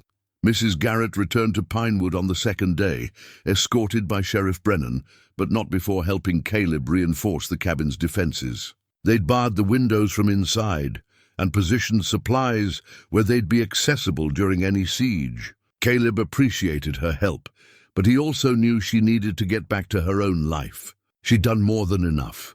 Brennan promised to return as soon as he heard back from Helena about Vaughn's claimed 1852 document. In the meantime, Caleb was to stay alert and not take chances. Left alone, Caleb fell into a routine. He rose before dawn, built up the fire, and made his morning patrol of the property. Then he spent time working on the cabin, not because it needed much work now, but because the activity kept him occupied and alert. In the afternoons, he read through Samuel's journal again, looking for details he might have missed. It was during one of these readings, on the third evening, that something caught his attention. Not in the journal itself, but in the leather satchel he'd found it in. He'd examined the satchel before, but casually. Now he looked at it more carefully. The leather was old and cracked, the stitching rotted in places. But the satchel was well made, the kind a military man might carry. Caleb ran his fingers along the seams, feeling for anything unusual. There at the bottom, a double thickness. Not damage, but intentional construction. He fetched his knife and carefully picked at the stitching. The thread gave way, and a hidden compartment opened. Inside was another oilskin package, smaller than the others, pressed flat and nearly invisible against the bottom of the satchel. Caleb's hands were steady as he unfolded the oilskin. Inside were letters, not many, perhaps a dozen sheets, but their condition was better than the journal's. Protected by the additional layer of concealment, the first letter was dated March 15, 1849, and it was addressed to Samuel Blackwood. The handwriting was official, precise, and the header read, United States Marshal's Office, Montana Territory. Caleb carried the letters to the table and read by lamplight. Mr. Blackwood, I am in receipt of your communication dated February 28, regarding allegations of systematic fraud in territorial land claims. Your documentation is extensive and, if verified, suggests criminal conspiracy involving territorial officials. I am prepared to investigate these matters and provide federal protection for you and your family as material witnesses. However, I must stress the danger involved. The individuals you have named are powerful and well-connected. Several attempts have already been made to discredit your testimony through the theft charges filed against you in the territorial court. I propose we meet at a location of your choosing, where you can present your evidence in person. Upon verification, I will place you and your family under federal protection and proceed with formal charges against those involved. Please respond through the same courier at your earliest convenience. Time is of the essence, As I understand, there is an active warrant for your arrest through territorial authorities. Respectfully, Marshal Thomas Wade. Caleb set down the letter and picked up the next one. It was Samuel's response, dated March 22nd, 1849. Marshal Wade, thank you for your willingness to investigate. I'm prepared to present all evidence in my possession, including original documents, ledgers, and sworn statements from other victims of this fraud. However, I face a difficulty. My family is already in hiding, sent away to safety.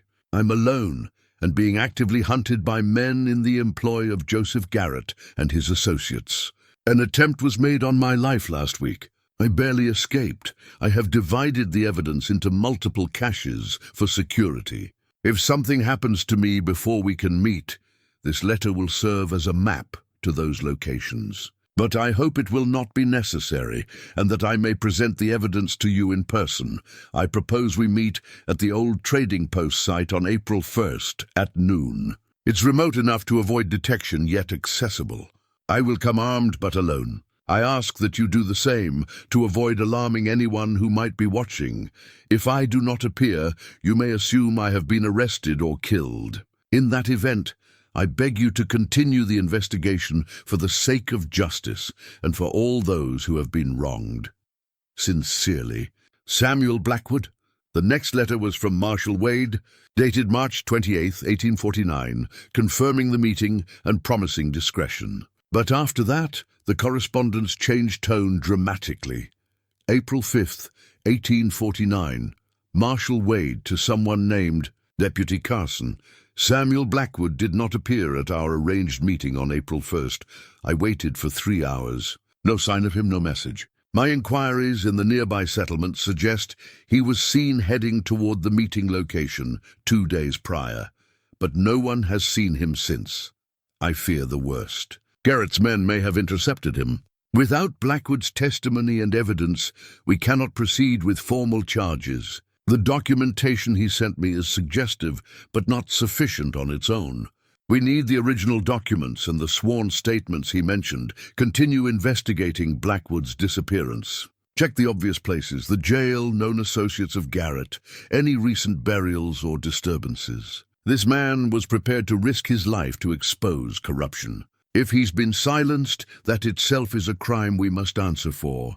Another letter, April 20th, 1849. No trace of Samuel Blackwood found. The territorial sheriff claims ignorance. Judge Harlan states Blackwood was a fugitive who likely fled the territory entirely. Joseph Garrett expresses confidence that the thief has run off to avoid justice. I do not believe any of these men. But without evidence or a body, I cannot prove foul play. The investigation is at a standstill. I am filing a formal report with the federal office noting suspicious circumstances surrounding Blackwood's disappearance and potential obstruction of justice by territorial officials. However, without physical evidence or witnesses, this case may remain unsolved.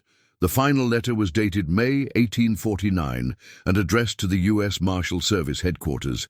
I must report failure in the Blackwood matter. The witness has disappeared, presumed dead or driven from the territory. The evidence he promised to deliver was never recovered. The territorial officials he accused continue in their positions, and without solid proof of wrongdoing, I cannot proceed with charges. However, I am convinced that Samuel Blackwood was telling the truth. The pattern of land claim alterations, the suspicious timing of amended surveys, the complaints from multiple settlers, all of it points to systematic fraud. But the system itself is corrupt, and fighting it from within territorial jurisdiction appears impossible. I recommend federal oversight of land claims in this region and investigation of Judge Harlan and his associates through channels that bypass territorial authority. Otherwise, this fraud will continue unchecked. Marshal Thomas Wade. Caleb sat back, his mind racing. Samuel had contacted a U.S. Marshal. He'd had federal protection offered. But he'd never made it to the meeting. Something had happened in those 2 days, between leaving for the meeting and disappearing completely. Had he been ambushed on the trail? Arrested under false pretenses? Or had he hidden the evidence, planning to retrieve it after the meeting, but never got the chance? Whatever happened, Samuel had vanished, and the marshal's investigation had died with him. The corruption he'd tried to expose had continued, eventually fading only because the key players died or moved on. But the stolen land remained stolen, the fraud unpunished, the victims forgotten, until now. Caleb reread the letters carefully, noting details. Marshal Wade had believed Samuel. He'd been prepared to provide federal protection and pursue charges. That meant Samuel's evidence was credible and substantial, more than just accusations. But proof, and that proof was exactly what Caleb had found hidden in the cabin. At the trading post site and in the mine shaft, the evidence Samuel had been carrying to the marshal, evidence he'd hidden when he realized he might not survive to deliver it. But there was something else in these letters, something that changed everything. Marshal Wade had written that without Samuel's evidence, he couldn't proceed with charges. That meant the evidence Samuel had collected was unique, probably the only copies of the documents proving the fraud. If Territorial Development Company was connected to the old conspiracy, they wouldn't just want to suppress the evidence. They'd want to destroy it, because it was the only thing that could prove their current claims were built on historical fraud. Suddenly, Vaughan's aggressive tactics made more sense. This wasn't just about buying land for a railroad. It was about protecting a much larger interest, possibly hundreds of thousands of acres, that had been stolen through the same methods used against Samuel. If the fraud was exposed and proven, it could trigger legal challenges to dozens or hundreds of land titles across the territory. The stakes were enormous. Not just Caleb's 400 acres, but potentially the entire foundation of property rights in this region. That's why Vaughan was pushing so hard. That's why mysterious riders were watching the cabin. They weren't just trying to acquire valuable land. They were trying to prevent an exposure that could unravel a century of ill-gotten gains. Caleb stood and walked to the window. Full darkness had fallen, and the valley was lost in shadow. But he could see lamplight reflecting off the snow, and in that light he noticed something that made his blood run cold. Footprints, fresh ones, leading from the tree line toward the cabin. Multiple sets approaching from different directions. He grabbed his rifle and doused the lamp, plunging the cabin into darkness. His eyes adjusted slowly. Outside, he could hear nothing, the snow-muffled sound. But the footprints were there, clear evidence that men were approaching. Caleb moved to the door and listened. Still nothing. Then softly the sound of boots crunching in snow. Close, very close. A voice called out from the darkness. "Stone! We need to talk!" Caleb recognized the voice, Silas Vaughan. He positioned himself beside the window where he could see out but remain in shadow. "Talk from where you are," Caleb called back. "I'd prefer to come inside. It's cold out here. I'd prefer you stay where I can see you." A pause. Then Vaughan stepped into the reflected lamplight from the snow. He was flanked by two men, both armed. The three riders who'd been watching from the ridge, now standing in Caleb's yard. "Last chance, Stone. Sell me the property. $20,000. Final offer. Property's not for sale. Then we'll take it. One way or another, that's theft, Vaughan. You want to add that to fraud?" Even at this distance, Caleb could see Vaughan stiffen. "What fraud?" "The fraud Samuel Blackwood documented. The fraud that's been going on for 70 years. The fraud your company is built on." Long silence. "Then you don't know what you're talking about." "I know exactly what I'm talking about. I found everything Samuel hid. The ledgers, the statements, the proof. And I know he was working with a U.S. Marshal to expose it all. That's what this is really about, isn't it? Not my land, but what my land represents. Evidence that your whole operation is criminal. You're making serious accusations. I'm stating facts. And those facts are already on their way to the federal marshal's office in Helena. So whatever you're planning here tonight, it won't change anything. The truth is out." Another long silence. Caleb could practically hear Vaughan thinking, calculating. "Finally, you've made a serious mistake, Stone. You should have taken the money when you had the chance." "Probably. But I've made plenty of mistakes in my life." "What's one more?" Vaughan turned to his men, said something Caleb couldn't hear, then walked back toward the tree line. The two armed men remained, standing in the snow, watching the cabin. Caleb kept his rifle ready and settled in for a long night. Vaughan had shown his hand. He wasn't going to buy the property, he was going to take it. The only questions were how and when. The answer came an hour later when Caleb smelled smoke. The smoke was coming from the lean-to where the firewood was stacked. Caleb saw the orange glow through the window. They'd set fire to his wood supply, probably hoping to either flush him out or burn down the cabin entirely. He acted fast. Grabbing a bucket, he burst through the door and ran for the creek. The two armed men were caught off guard by his sudden appearance. One raised his rifle, but Caleb was already moving, using the cabin for cover. He reached the creek, filled the bucket in the icy water, and ran back. The lean-to was fully ablaze now, flames licking up the dry wood. Caleb threw water on it, then ran for another bucket. The men had recovered from their surprise and were advancing. Caleb heard shots, bullets kicking up snow around him, but he kept moving, kept filling buckets, kept fighting the fire. After the fourth trip, the flames were mostly out, just smoldering wood and smoke. Caleb turned to face the approaching men, his rifle ready. They stopped, recognizing the standoff. In the darkness beyond, he heard horses, Vaughan and probably more men. "Back away," Caleb called.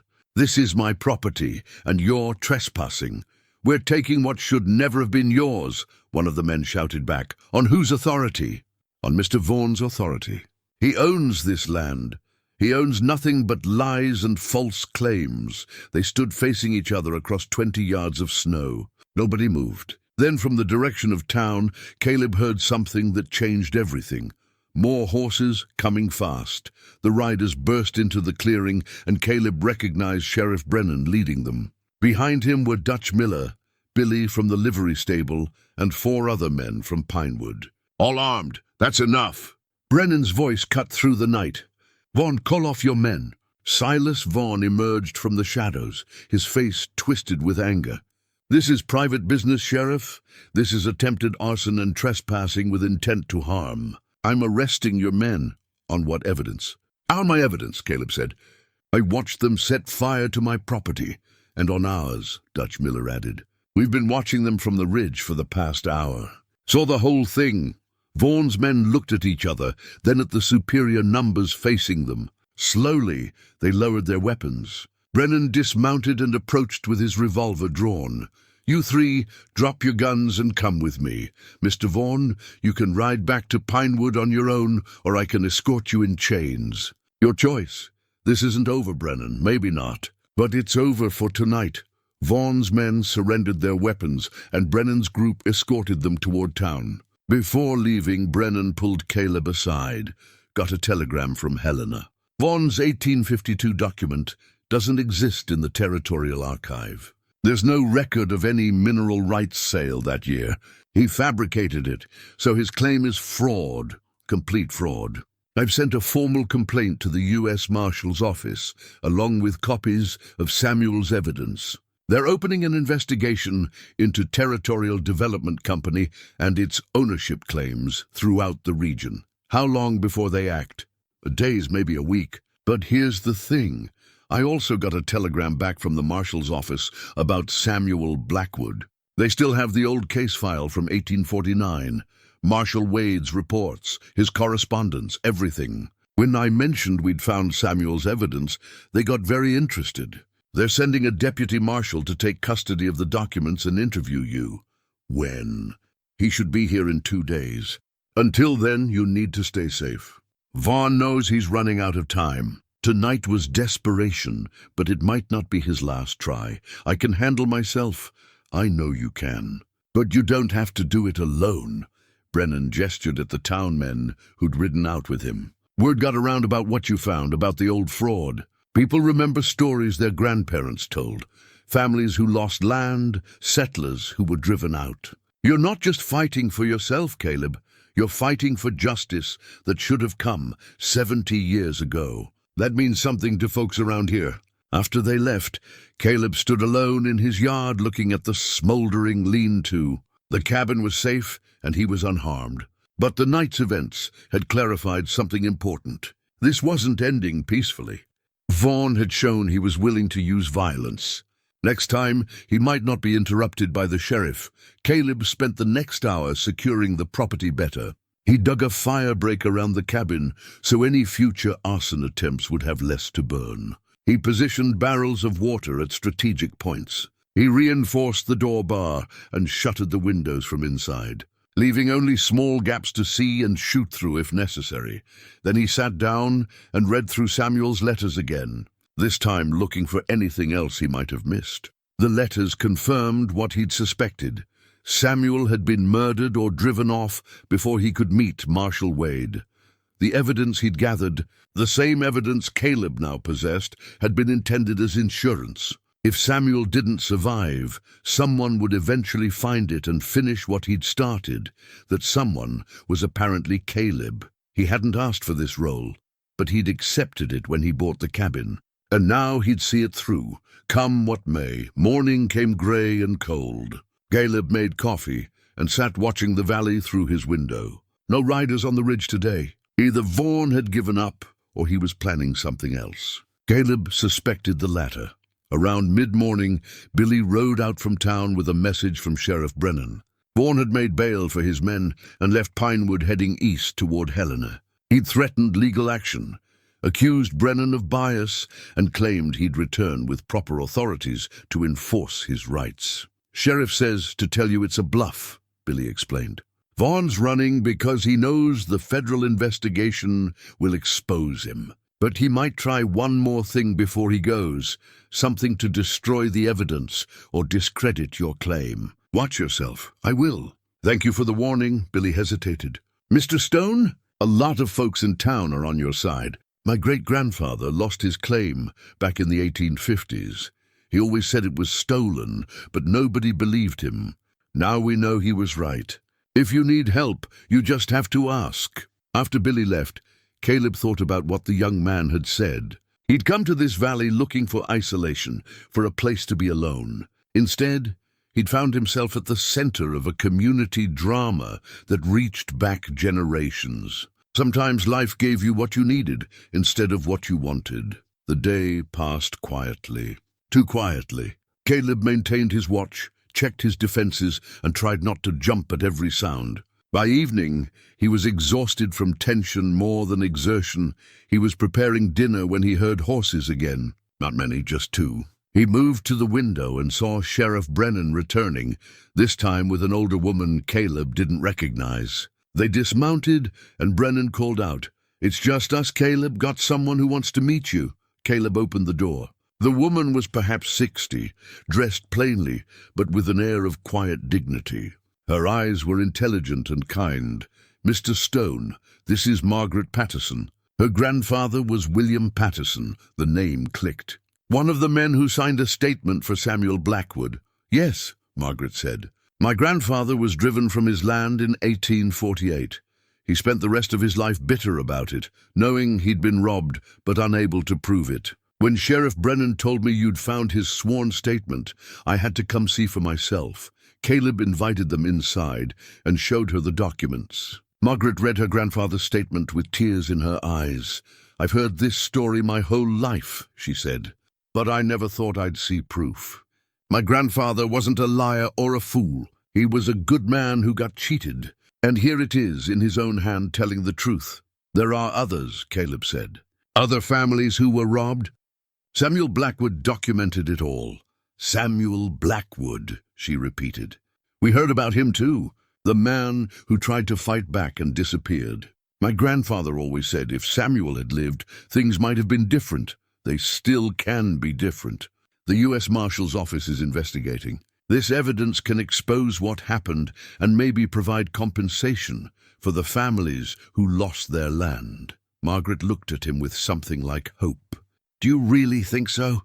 After all these years?" "I don't know.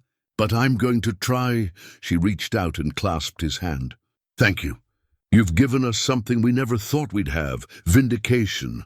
Whatever happens with the legal side, you've proven my grandfather was telling the truth. That matters." After Margaret and Brennan left, Caleb sat alone with his thoughts. He'd started this journey looking for a quiet place to live out his remaining years. Instead, He'd stumbled into a fight that mattered to people he'd never met, whose families had been wronged before he was even born. It was strange how life worked sometimes. You could spend decades wandering alone and then suddenly find yourself connected to dozens of people through shared purpose. The cabin he'd bought for $200 had become more than a home. It had become a symbol of justice, delayed but not forgotten.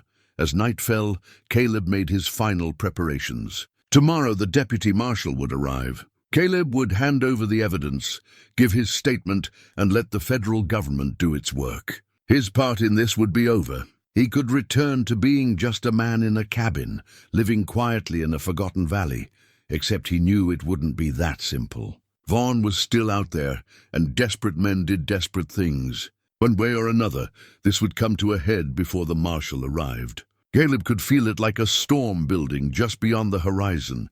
He checked his rifle one more time, made sure he had plenty of ammunition, and settled in to wait. Whatever was coming, he'd face it. He'd faced worse in his life, and he was still standing. This time wouldn't be different. The pocket watch Samuel had hidden 70 years ago sat on the table beside him, ticking steadily. Time moved forward, carrying everything with it. Old crimes toward judgment, old wrongs toward resolution. All Caleb had to do was survive long enough to see it through. He watched the darkness outside his window and waited for dawn. The gunfight settled into a tense pattern. Vaughn's men would fire from cover, trying to keep Caleb and Mitchell pinned while others attempted to advance. Each time someone moved, Caleb or Mitchell would place a shot close enough to drive them back. Nobody wanted to be the first one killed, which worked in the defenders' favor, but ammunition wasn't infinite, and time was working against them. Caleb counted his remaining cartridges, maybe 30 rounds. Mitchell had less. If this dragged on too long, they'd be helpless. "We need to break their momentum," Mitchell said during a lull in the shooting. "Make them think the cost is too high." "I'm open to suggestions. The lean-to is still half-burned. If we can start a bigger fire, create smoke, it might give us cover to reposition or make them think reinforcements are arriving." Caleb considered it. "Or it might just burn down the cabin. Rather that than let Vaughn take the evidence." Before they could act, a shout came from the tree line. "Mitchell! Stone! We've got someone here you might care about." Both men moved to the window. Two of Vaughn's men were dragging a prisoner into view. Billy, the young clerk from the livery stable. His hands were tied and his face was bloodied. "Found him riding out from town," Vaughn called. "Probably coming to warn you." "Doesn't matter now. You've got 1 minute to surrender the documents, or we shoot the boy." Mitchell's jaw tightened. "They're bluffing." "They wouldn't." "They would," Caleb said quietly. "Look at Vaughn's face. He's desperate enough to do anything." Billy was forced to his knees in the open. One of the gunmen put a pistol to his head. The boy looked terrified but defiant, his eyes finding Caleb's through the cabin window. 30 seconds. Vaughn shouted. Mitchell looked at Caleb. "I can't let them kill that boy." "Neither can I." Caleb's mind raced through options. If they surrendered the documents, Vaughn would destroy them and probably kill all 3 of them anyway. If they didn't, Billy would die. There had to be another way. Then he remembered something. The survey map with the territorial seal. Mitchell had examined it closely, noting that the seal proved federal jurisdiction. If that seal was authentic and official, it carried legal authority that superseded territorial claims. "Marshal," Caleb said quickly, "that survey map, the one with the territorial seal, is it enough by itself to establish my claim?" "It's strong evidence, yes. Why?" "Because we're going to give them what they want, or what they think they want." Caleb grabbed the survey map and the iron lockbox, empty now, its contents already in Mitchell's custody. He held them up to the window so Vaughn could see. "All right," Caleb shouted. "You want the evidence? You can have it. Let the boy go. Bring it out here. Both of you, hands visible." Caleb looked at Mitchell. "Trust me, the real evidence stays here. This is the decoy." Understanding dawned in Mitchell's eyes. "The map is evidence enough, and they don't know we've already secured everything else. They made a show of gathering documents, some of the less critical papers Caleb had found, along with the survey map prominently displayed. Caleb tucked them into the iron lockbox and held it ready. "We're coming out," Caleb called. "Don't shoot!" He and Mitchell stepped onto the porch, hands raised, the lockbox held between them. Vaughan's men emerged from cover, rifles trained on them. Billy was still on his knees, the pistol at his head, set the box down and stepped back. Vaughan ordered. Caleb placed the lockbox on the ground halfway between the cabin and where Vaughan stood. Then he and Mitchell stepped back, hands still raised. Vaughan approached cautiously, his eyes never leaving them. He reached the box and opened it, rifling through the contents. He pulled out the survey map and studied it, his face showing satisfaction. "This is what I needed," he said. "The map showing the original boundaries. With this gone, your claim has no support, Stone." "Then let the boy go." Vaughan gestured, and his man released Billy, shoving him forward. The boy stumbled, but stayed on his feet, running toward the cabin. Caleb caught him and pulled him to safety behind the cabin wall. "Now," Vaughan said, "we're leaving. Mitchell, I'd advise you to forget this whole matter. Stone, consider yourself fortunate I'm feeling generous. You can keep your cabin, but you'll sign over any claim to the full 400 acres. My lawyers will draw up the papers." Mitchell's voice was cold. "You're not leaving with that evidence, Vaughan. What are you going to do, Marshal? You're outnumbered and outgunned. Be smart and let this go. That map carries the territorial seal. It's official federal property. Taking it is theft of government documents. I can't let that stand," Vaughan laughed. "The seal? It's just ink on old paper. It doesn't—" He stopped, his face changing as understanding struck. "You tricked me. This isn't all of it. You've already secured the other documents, every page," Mitchell confirmed. "I have Blackwood's complete evidence in federal custody. That map you're holding is just the beginning. And by taking it, you've just committed a federal crime in front of witnesses." Vaughan's face twisted with rage. "You—" The sound of horses interrupted him. Many horses, coming fast from the direction of Pinewood. Sheriff Brennan burst into the clearing at the head of a group of mounted townsmen, Dutch Miller, Margaret Patterson, Mrs. Garrett, and at least a dozen others. "That's enough." Brennan's voice cut through the tension like a knife. "Vaughan, you and your men are under arrest." But Vaughan wasn't ready to surrender. His hand moved to his coat, reaching for a hidden derringer. Caleb saw it and reacted instantly, his rifle coming up even as Mitchell's revolver cleared its holster. "Don't!" Mitchell shouted. Vaughan pulled the derringer, swinging it toward Mitchell. Two shots rang out as one, Caleb's rifle and Mitchell's revolver. Vaughan's derringer fired wild, the bullet going high and wide. Then Vaughan was falling, the gun tumbling from his hand. He hit the ground hard and didn't move. Mitchell rushed forward, kicking the derringer away, but it was unnecessary. Vaughan was dead, killed by bullets that had prevented him from murdering a federal officer. The fight went out of Vaughan's men immediately. They dropped their weapons and raised their hands. Brennan's men moved in to take them into custody, and within minutes, the clearing was secured. Mitchell knelt beside Vaughan's body, checking for any sign of life. Finding none, he stood and looked at Caleb. "Clean shooting. You saved my life." "He didn't give us a choice." "No, he didn't." Mitchell picked up the lockbox and the survey map Vaughan had dropped. "This stays in evidence, along with everything else." Brennan approached, his face grim. "Billy came to town, saying you had a federal marshal out here, and that Vaughan was planning something. We rode out as fast as we could. You timed it perfectly," Mitchell said. "Few more minutes, and this could have gone much worse." Mrs. Garrett climbed down from her horse and looked at the scene.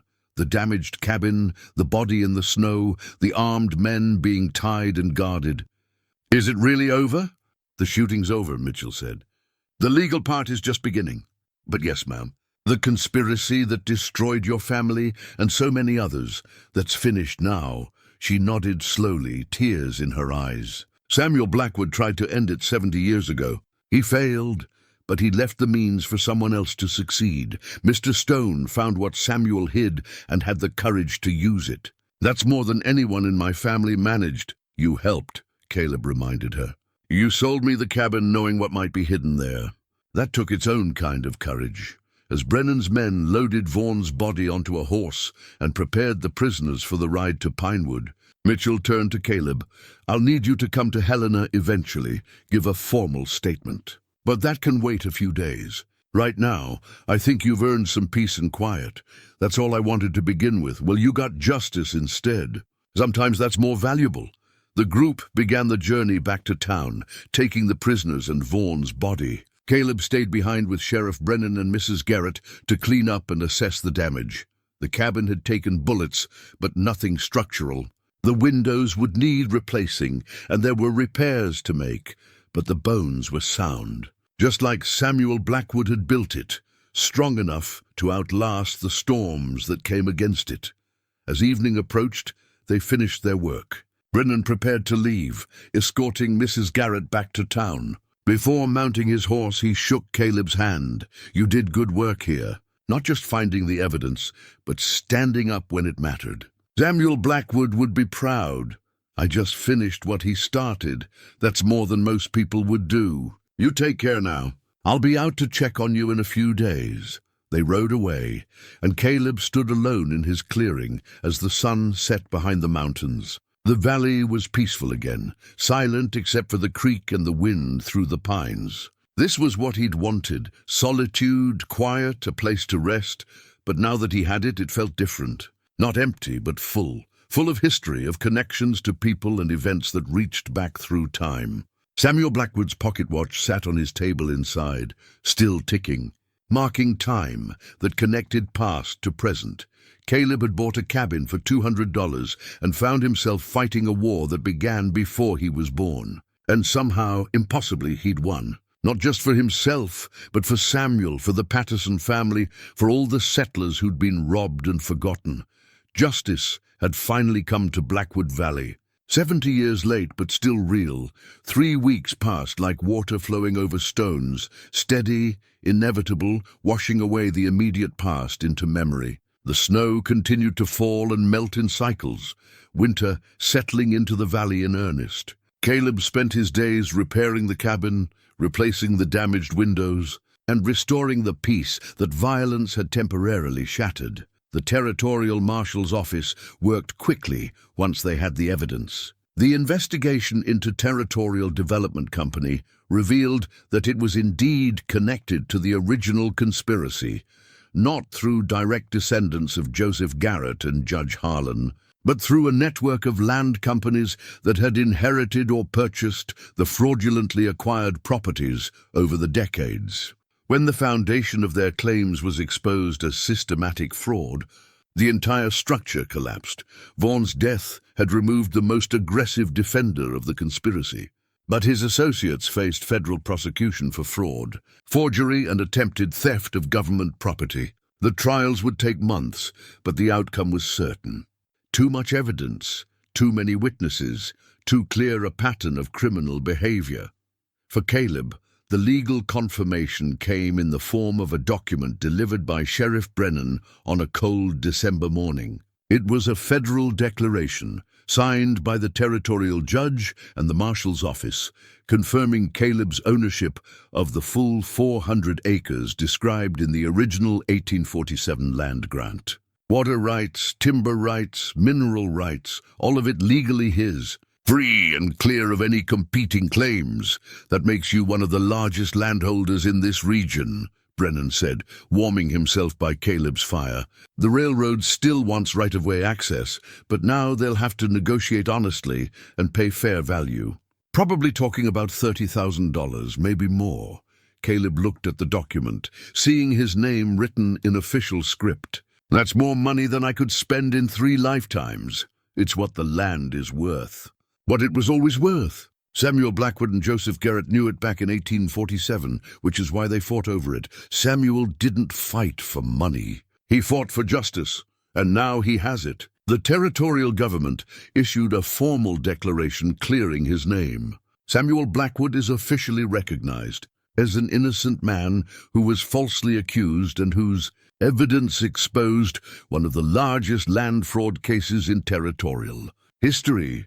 Little late for him, but not for his memory, or for his descendants. Brennan pulled out another paper. We found Samuel's family. His son, the boy in the photograph, survived and had children. They're in Oregon. When they heard what you'd found, what you'd done, they wanted to thank you. That's a letter from Samuel's great-granddaughter. Caleb opened it carefully. The handwriting was neat and feminine. Dear Mr. Stone, I never knew my great-grandfather Samuel Blackwood. He disappeared before my grandmother was old enough to remember him. But I grew up hearing stories about him, conflicting stories. Some said he was a thief who abandoned his family. Others said he was a hero who died fighting corruption. Thanks to you, we now know the truth. My great-grandfather was a good man who stood up for what was right. He documented crimes, protected evidence, and tried to bring justice even when it cost him everything. The fact that his evidence finally accomplished what he intended means more to our family than I can express. You could have destroyed what you found or sold it to the people who wanted it buried. Instead, you finished what Samuel started. You gave him justice and gave our family the truth about who he really was. Thank you for your courage and your integrity. You honored a man you never met, and in doing so, honored all of us who carry his name. With deepest gratitude, Sarah Blackwood Crawford. Caleb set the letter down, his throat tight. He'd thought of this whole affair as simply doing what was right, standing his ground, protecting his property, exposing criminals. He hadn't considered what it meant to the Blackwood family, who'd lived for generations under the cloud of Samuel's disappearance and disgrace. There's more, Brennan said. The Marshal's office is recommending compensation for all the families who can prove their land was stolen through the fraud. That includes the Pattersons, the Hendersons, about 20 other families. Won't make them whole. Most of the land is gone, sold and resold to innocent buyers who can't be displaced. But they'll receive financial compensation based on the value of what was stolen. That's good. Better than nothing. Better than they ever thought they'd get. Margaret Patterson cried when I told her. Said her grandfather died bitter, thinking nobody cared about what happened to him. Now 70 years later, the government is admitting he was wronged and paying his family for it. They sat in comfortable silence for a while, watching the fire. Finally, Brennan stood to leave. One more thing. The town of Pinewood is talking about putting up a memorial for Samuel Blackwood and all the settlers who were defrauded. They want to name it the Blackwood Justice Memorial, with a list of all the families who were victims. Thought you should know. After Brennan left, Caleb spent the afternoon working on repairs. The cabin was nearly back to normal now, the bullet holes patched, the windows replaced, everything restored to the simple functionality he valued. But it felt different now. Not just his, but connected to something larger. That evening, Mrs. Garrett visited. She'd been out to the cabin several times since the shooting, always bringing food or supplies, always checking that Caleb was managing well. But this time, she had a specific purpose. I wanted to give you something, she said, pulling a small package from her coat. It belonged to my husband's grandfather, Thomas Blackwood, Samuel's son. He kept it his whole life and passed it down to my husband with instructions to pass it to someone worthy when the time came. Caleb unwrapped the package. Inside was a photograph, the same one from Samuel's pocket watch, but intact and clear. A young woman with a gentle smile, a baby in her arms, a small boy standing proud beside her. Samuel's family, frozen in time before everything fell apart. Thomas wanted whoever cleared his father's name to have this, Mrs. Garrett said. So they'd remember that Samuel wasn't just a name in old documents. He was a husband and father who loved his family and sacrificed everything for principles he believed in. Caleb studied the photograph, seeing the faces of people long dead but not forgotten. I'll take good care of it. I know you will. Just like you took good care of the truth, she smiled. My husband would have liked you, Mr. Stone. He spent his life torn between two families, the Garretts who raised him and the Blackwoods he came from. Now that the truth is known, maybe he can rest easier wherever he is. Over the following days, more visitors came. Billy brought supplies and news from town. Dutch Miller brought fresh-cut lumber to rebuild the lean-to properly. Margaret Patterson brought her grandchildren to see the cabin where history had been made. Each visitor brought gratitude, respect, and the sense that Caleb had become part of something he hadn't sought but couldn't refuse. The railroad company sent representatives to negotiate right-of-way access. They were polite, professional, and willing to pay fair value, $35,000, for permission to run their line through the pass.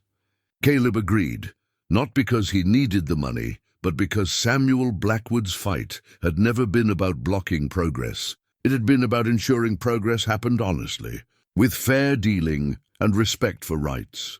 As January arrived and the deep snow settled in, Caleb found himself living the quiet life he'd originally sought. But it was quiet in a different way than he'd imagined. Not isolation, but peace. Not withdrawal, but rest after meaningful labor. He'd spent 20 years wandering the mountains because he'd once failed to stand up when standing up mattered. That failure had haunted him, driven him into solitude, made him a man without a home. But buying a cabin for $200 had given him a chance at redemption he never expected. He'd stood up this time. He'd fought when fighting was necessary. And in doing so, he'd honored not just Samuel Blackwood, but all the people who'd been wronged and forgotten. The land he'd bought had become his, but more than that, it had become a symbol of justice restored.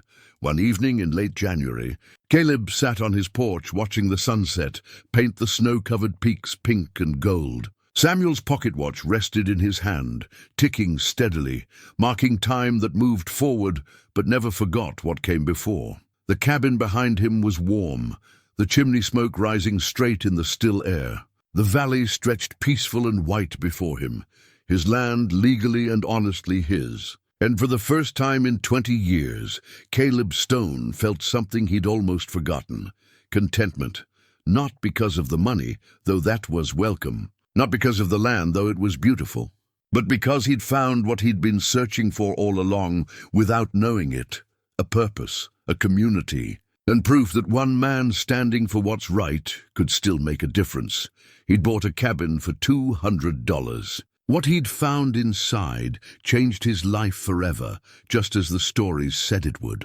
But not with gold or hidden treasure. With something far more valuable: the chance to be part of a story that mattered, to finish what a good man started, to prove that truth and justice, however delayed, were worth fighting for. The pocket watch ticked on in his hand. The sun set behind the mountains, and Caleb Stone, no longer wandering, sat peacefully in the home he'd earned, watching the valley where he finally belonged.